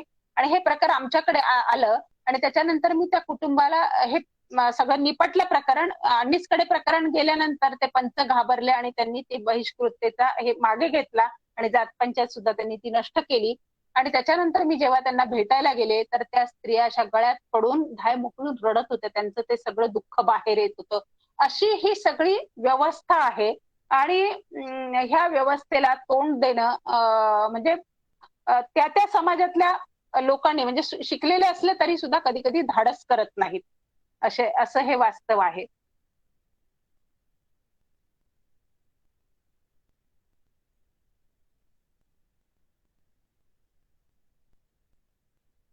हा पुढचा प्रश्न आहे काही? कविता मॅडम पुढचा प्रश्न घ्या. प्रश्न विचारू का मी? एक मिनिट. महावीर कांबळे यांचा प्रश्न आहे, कोकणातील जात पंचायतीच्या कामकाज व शिक्षणाचे स्वरूप काय असते? कोकणातील जात पंचायतीच्या कामकाजाचं स्वरूप काय? हॅलो. कामकाज व शिक्षणाचे स्वरूप काय? कामकाज व शिक्षणाचे स्वरूप काय? कोकणात सुद्धा काही प्रकरणांमध्ये म्हणजे अतिशय क्रूर शिक्षा दिलेली आहे. पण म्हणजे प्रत्येक शिक्षा ही क्रूरच असते. आता जात बहिष्कृत करणं हीच मुळात खूप क्रूरता आणि अमानवी शिक्षा आहे. म्हणजे मोहिनी तळेकर नावाच्या एक बाई कोकणातल्या, त्यांचे पती वारले, मुंबईत राहणारे ती बाई पती वारले म्हणून त्या गावाकडे गेल्या, कोकणात गेल्या आणि तिथे गावाकडे गेल्यानंतर त्यांनी छोटासा व्यवसाय सुरू केला. 2 मुलांचं उदरभरण त्या व्यवसायातून त्या करत होत्या आणि केवळ गावकीची वर्गणी त्यांनी दिली नाही म्हणून त्यांना जात बहिष्कृत केलं पूर्णपणे. आणि बहिष्कृत केल्यानंतर त्यांना गावातले सगळे व्यवहार त्यांचे बंद केले म्हणून त्यांनी गावाबाहेर एक छोटंसं हॉटेल टाकलं आणि तिथे त्या मुलांना घेऊन राहत होत्या. एक घर बांधलं त्यांनी. तर त्या हॉटेल व्यवसाय करत असताना त्यांना ह्या लोकांनी, गावातल्या लोकांनी खूप मानसिक त्रास दिला आणि त्या त्रासापोटी त्या बाईंनी आत्महत्या केली. तर अशाच प्रकारचे म्हणजे बहिष्कृत करणं हीच खूप जबर शिक्षा आहे, खूप मोठी शिक्षा आहे. अशाच पद्धतीचे हे भावकीचे जे भावकी आहे किंवा गावकी आहे, कोकणात त्याला गावकी किंवा भावकी म्हणतात. तर बहिष्कृत करणं किंवा दंड करणं ह्या शिक्षा तिकडे आहे, परंतु दंडाची रक्कम कमी आहे आणि बहिष्कृततेच्या शिक्षा तिथे जास्त मोठ्या प्रमाणात आहेत. धन्यवाद मॅडम. पुढचा प्रश्न उमाकांत ढोक यांचा आहे. यांचं म्हणणं असं आहे की या अशा वागण्याला काही विशिष्ट धर्माची भूमिका असू शकते का? खरं तर धर्माची भूमिका आपल्याला इथे म्हणता येणार नाही, कारण हे प्रत्येक धर्मात आहे. मुस्लिम धर्मात सुद्धा मध्ये आमच्याकडे मुस्लिमांमधले वाघवाले समाजाच्या स्त्रियांचे प्रश्न माझ्याकडे आले होते आणि त्याच्या संबंधाने आम्ही कोर्ट केसेस वगैरे केल्या. एक केस अजून पेंडिंग आहे. तर हे प्रत्येक धर्मात आहे, हिंदूंमध्ये आहे, मुस्लिमांमध्ये आहे, बौद्धांमध्ये आहे ही. आणि प्रत्येक ह्या धर्मामध्ये असलेले प्रकरण सगळीकडेच जात पंचायती आहेत असं नाही. आता मराठा कुणबी समाजातल्या जात पंचायती इकडे आपल्याकडे नाहीत, परंतु तिकडे कोकणामध्ये आहेत. परंतु काही गोष्टी ज्या आहेत सूक्ष्म स्वरूपात आहेतच. म्हणजे आता ऑनर किलिंग सारखे प्रकरण जे घडतात ते ऑनर किलिंगचे प्रकरण आपल्या अवतीभोवती घडत असतातच की. ऑनर किलिंग म्हणजे दुसरं काय, ह्या सूक्ष्म जात पंचायतीच म्हणाव्या लागतील. ऑनर आणि किलिंग खरं तर ते डिसऑनर किलिंगच आहे. म्हणजे त्या मुलीने आंतरजातीय विवाह केला किंवा घरच्यांना न विचारता विवाह केला म्हणून समाज नावं ठेवेल, समाजाचा अप्रत्यक्ष दबाव असतो, नातेवाईकांचा अप्रत्यक्ष दबाव असतो आणि त्या दबावातून ते कुटुंब त्या मुलांची आत्महत्या करतं. तिकडे खाप पंचायतींमध्ये सुद्धा हे असे ऑनर किलिंगचे प्रकरण खूप चाललेले असतात. खाप पंचायती सुद्धा खूप स्वतंत्र मोठा विषय आहे आणि तिथे सुद्धा ह्या ऑनर किलिंग सारख्या घटना खूप मोठ्या प्रमाणात घडत असतात. तर हे जे सगळं प्रकरण आहे ते आपल्या अवतीभोवती आपण पाहत असतो. ह्या समाजामध्ये इथे धर्माचा किंवा जातीचा कुठलाही तसा हे नाही, आधार नाहीये किंवा पगडा नाहीये, हे सर्वत्र चालू आहे. विशाल जाधव यांचा पुढचा प्रश्न आहे. यांचा प्रश्न असा आहे की जात पंचायतीमध्ये मुलांनाही शिक्षा केली असल्याचे काही उदाहरणे आहेत का? आता काही ठिकाणी, आता मध्ये रायगड जिल्ह्यामध्ये दोघं भावांना शिक्षा केल्या आणि नंतर त्यांचा खऱ्या अर्थाने तो खूनच झाला. म्हणजे अपघात भासवला तो, परंतु त्यांचा खून झाला. अनेक ठिकाणी म्हणजे आंतरजातीय विवाह केले म्हणून खाप पंचायतींनी मुलगा आणि मुली त्यांचे तर मर्डरच केलेले आहेत खऱ्या अर्थाने. आणि लहान मुलांच्या बाबत मग अशा शिक्षा की खेळायला यायचं नाही. अगदी जनावर म्हणजे जनावर चारायला गेले आणि ते बहिष्कृत कुटुंबाचं जनावर दुसऱ्या जनावरांमध्ये गेलं तरी सुद्धा शिक्षा केली जाते. एखाद्याचा त्याने निरोप दिला, एखादा कुटुंब बहिष्कृत आहे आणि त्या मुलाने जर बहिष्कृत कुटुंब संबंधाने निरोप जातीतल्या इतर लोकांना पोहोचवला तरी सुद्धा शिक्षा दिलेल्या आहेत. अशी अनेक उदाहरणं आहेत. सामाजिक संघटना, संस्था यांच्या वतीने काही वाद मिटवणे, चुका लक्षात आणून देणे गुन्हा ठरेल का, असा प्रश्न महावीर कांबळे यांनी विचारलेला आहे. सामाजिक संस्था, संघटना यांच्या वतीने काही वाद मिटवणे, चुका लक्षात आणून देणे गुन्हा ठरेल का? नाही, तुम्ही जर त्यात कोणाचं शोषण नसेल आणि जबरदस्ती नसेल, ह्या जात पंचांच्या निर्णयाचं आणखी एक प्रमुख हे म्हणजे त्यांच्या निर्णयाला कुठेही अपील नाही. तुम्ही कोर्टात जाऊ शकत नाही. म्हणजे अनेकदा आम्हाला असं म्हटलं की मॅडम कशाला विरोध करतात, तंटामुक्ती समित्या आहेतच की, त्या न्यायनिवाडे करतात, त्या तर संविधानिक आहेत, मग तुम्ही यांना विरोध का करतात?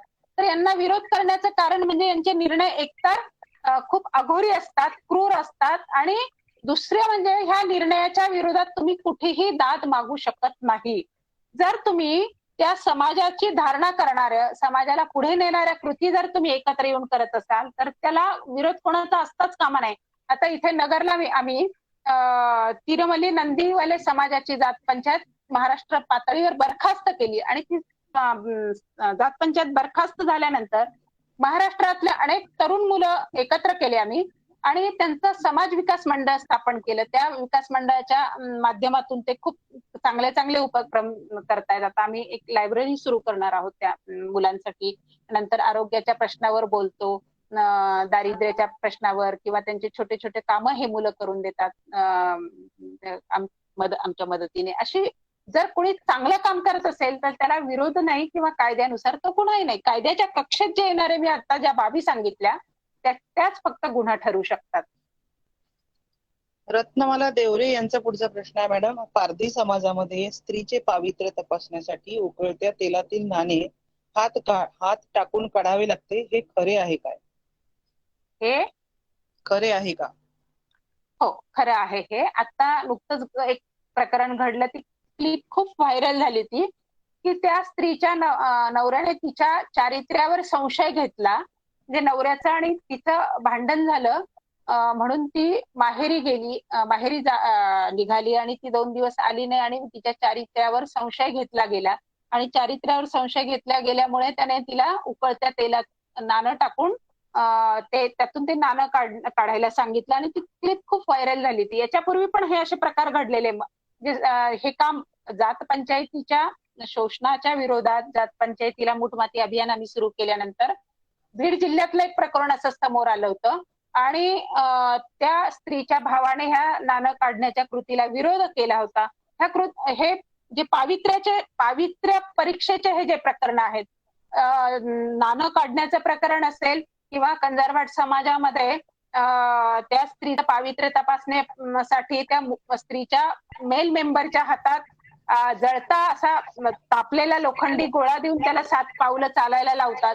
म्हणजे तेच प्रकरण एक आमच्याकडे आलं होतं. तर छोट्या मुलाला, तुम्ही आता विचारलं ना छोट्या मुलाला काही शिक्षा झाल्यात का, तर त्या स्त्रीच्या घरामध्ये मेल मेंबर तिचा छोटा मुलगा होता 6-7 वर्षाचा आणि त्याच्या हातावर तापलेला कुऱ्हाडीचा लोखंडी गोळा देऊन त्याला ते चालायला सांगत होते 7 पावलं.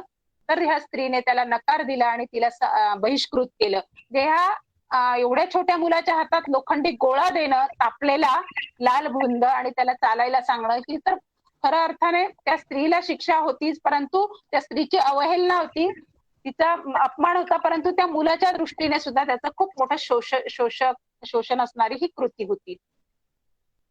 रत्नमाला देवरे यांचा प्रश्न आहे, या सर्व क्रूर प्रथांचा स्त्री ही उपभोग्य वस्तू म्हणून सिद्ध करणे किंवा स्त्रियांचे दुय्यमत्व सिद्ध करणे हेच आहे का?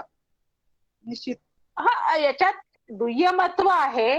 पुरुष सत्ताक पद्धतीत स्त्रीचं दुय्यमत्व, योनिशुचिता, लैंगिक नियंत्रण आणि जातीचं शुद्धता, जे जातीची शुद्धता टिकून राहणं. म्हणजे आमच्या जातीतली स्त्री तिने परक्या जातीतल्या पुरुषा सोबत जाणं चुकीचं आहे किंवा तिने आंतरजातीय विवाह करू नये आणि ह्या सगळ्या वर्चस्वातून ह्या ज्या कृती आहेत, म्हणजे तिने घटस्फोटितेने पुन्हा पुनर्विवाह करायचा नाही किंवा विधवेने पुनर्विवाह करायचा नाही, म्हणजे ती शुद्धता टिकून ठेवण्याचा, पावित्र्य टिकून ठेवण्याचा तो प्रयत्न त्यांचा निश्चितच असतो आणि तिथे मग पुन्हा दुय्यमत्व हे अधोरेखित होतच त्यातून स्त्रीचं. आपली प्रश्न संपतच आलेली आहे जवळपास. एक सुजाता झाडे म्हणून आहेत, त्यांना बोलून विचारायचं आहे, पण त्याच्यापूर्वी आपण एक प्रश्न घेऊया आणि मग त्यांना विचारायची, म्हणजे त्यांना काय विचारायचं ती संधी देऊया. बाबा हलकुडे यांनी विचारलंय की केस हाताळताना घ्यावयाची काळजी आणि कसे भिडायचे याबद्दल थोडी माहिती द्यावी. तर केस आपल्याकडे त्या म्हणजे तक्रार आल्यानंतर त्यांच्या एकतर खरं तर आपण लेखी स्वरूपात जे घडलेले त्यांच्याकडून लेखी स्वरूपात जर खूप अर्जन्सी नसेल तरच, खूप कधी कधी अर्जन्सी इतकी असते की तातडीने तिथे भिडावं लागतं, लेखी स्वरूपात घेणं आणि त्याची आजूबाजूच्या लोकांकडून थोडीशी शहानिशा करणं, सत्यता त्याच्यात काय आहे, सत्यता आहे की नाही. तसंच अशा प्रकरणांना जर आपण त्या ठिकाणी त्या स्पॉटवर जायचं असेल तर पोलीस यंत्रणेला कळवणं, त्यांना माहिती देणं आणि आपण एकट्या दुकट्याने जाण्यापेक्षा आपले एक कुठल्या ठिकाणी जायचं त्याच्यानुसार दोन साथी बरोबर घ्यायचे की 4 साथी बरोबर घ्यायचे ते सोबत घेणं.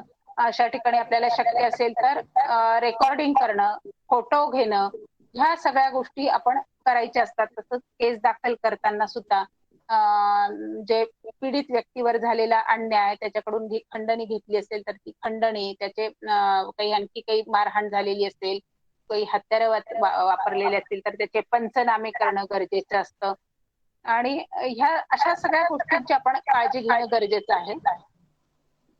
मॅडम एक प्रश्न परत मंजुश्री जांभूरकर नावांच्या यांनी विचारलेला आहे. यांचं म्हणणं आहे की बुद्ध धर्म मध्ये जात पंचायत आहे असं आता मॅम बोलल्यात, खरं वाटत नाही, कुठे आढळलं?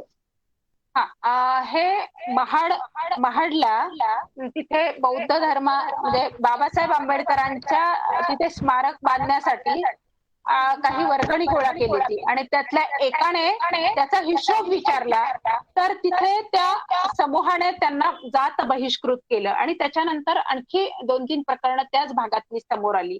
तर असं नाहीये अमुक धर्मात आहे आणि अमुक धर्मात नाहीये, हे सत्य नाहीये. प्रकरणं आम्ही हाताळत असतो, आम्हाला कार्यकर्त्यांना चुकीचं किंवा अवास्तव सांगण्याचं काहीही कारण नाहीये. जी प्रकरणं हाताळली त्याच्याबद्दल आम्ही भाष्य करतो, अन्यथा नाही. आपल्या चॅटबॉक्स मधले जवळपास सगळे प्रश्न संपलेले आहेत.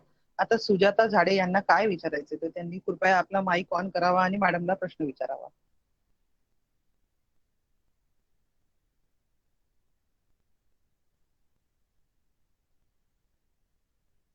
सुजाता झाडे.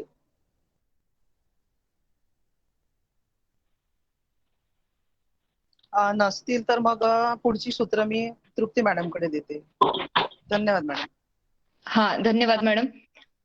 प्रश्नोत्तर संपलेली आहेत, पण मग मध्येच एक कमेंट येत होती, बऱ्याच वेळेला ती कमेंट पडलेली होती. अक्षय जाधव असं या तरुणाचं, युवकाचं नाव आहे. त्याचं म्हणणं असं होतं की ही जात व्यवस्था किंवा जात पंचायत बदलण्यासाठी मी प्रशासनामध्ये सामील होईल, अभ्यास करून प्रशासनामध्ये सामील होईल आणि ही जात व्यवस्था बदलण्यासाठी प्रयत्न करेन.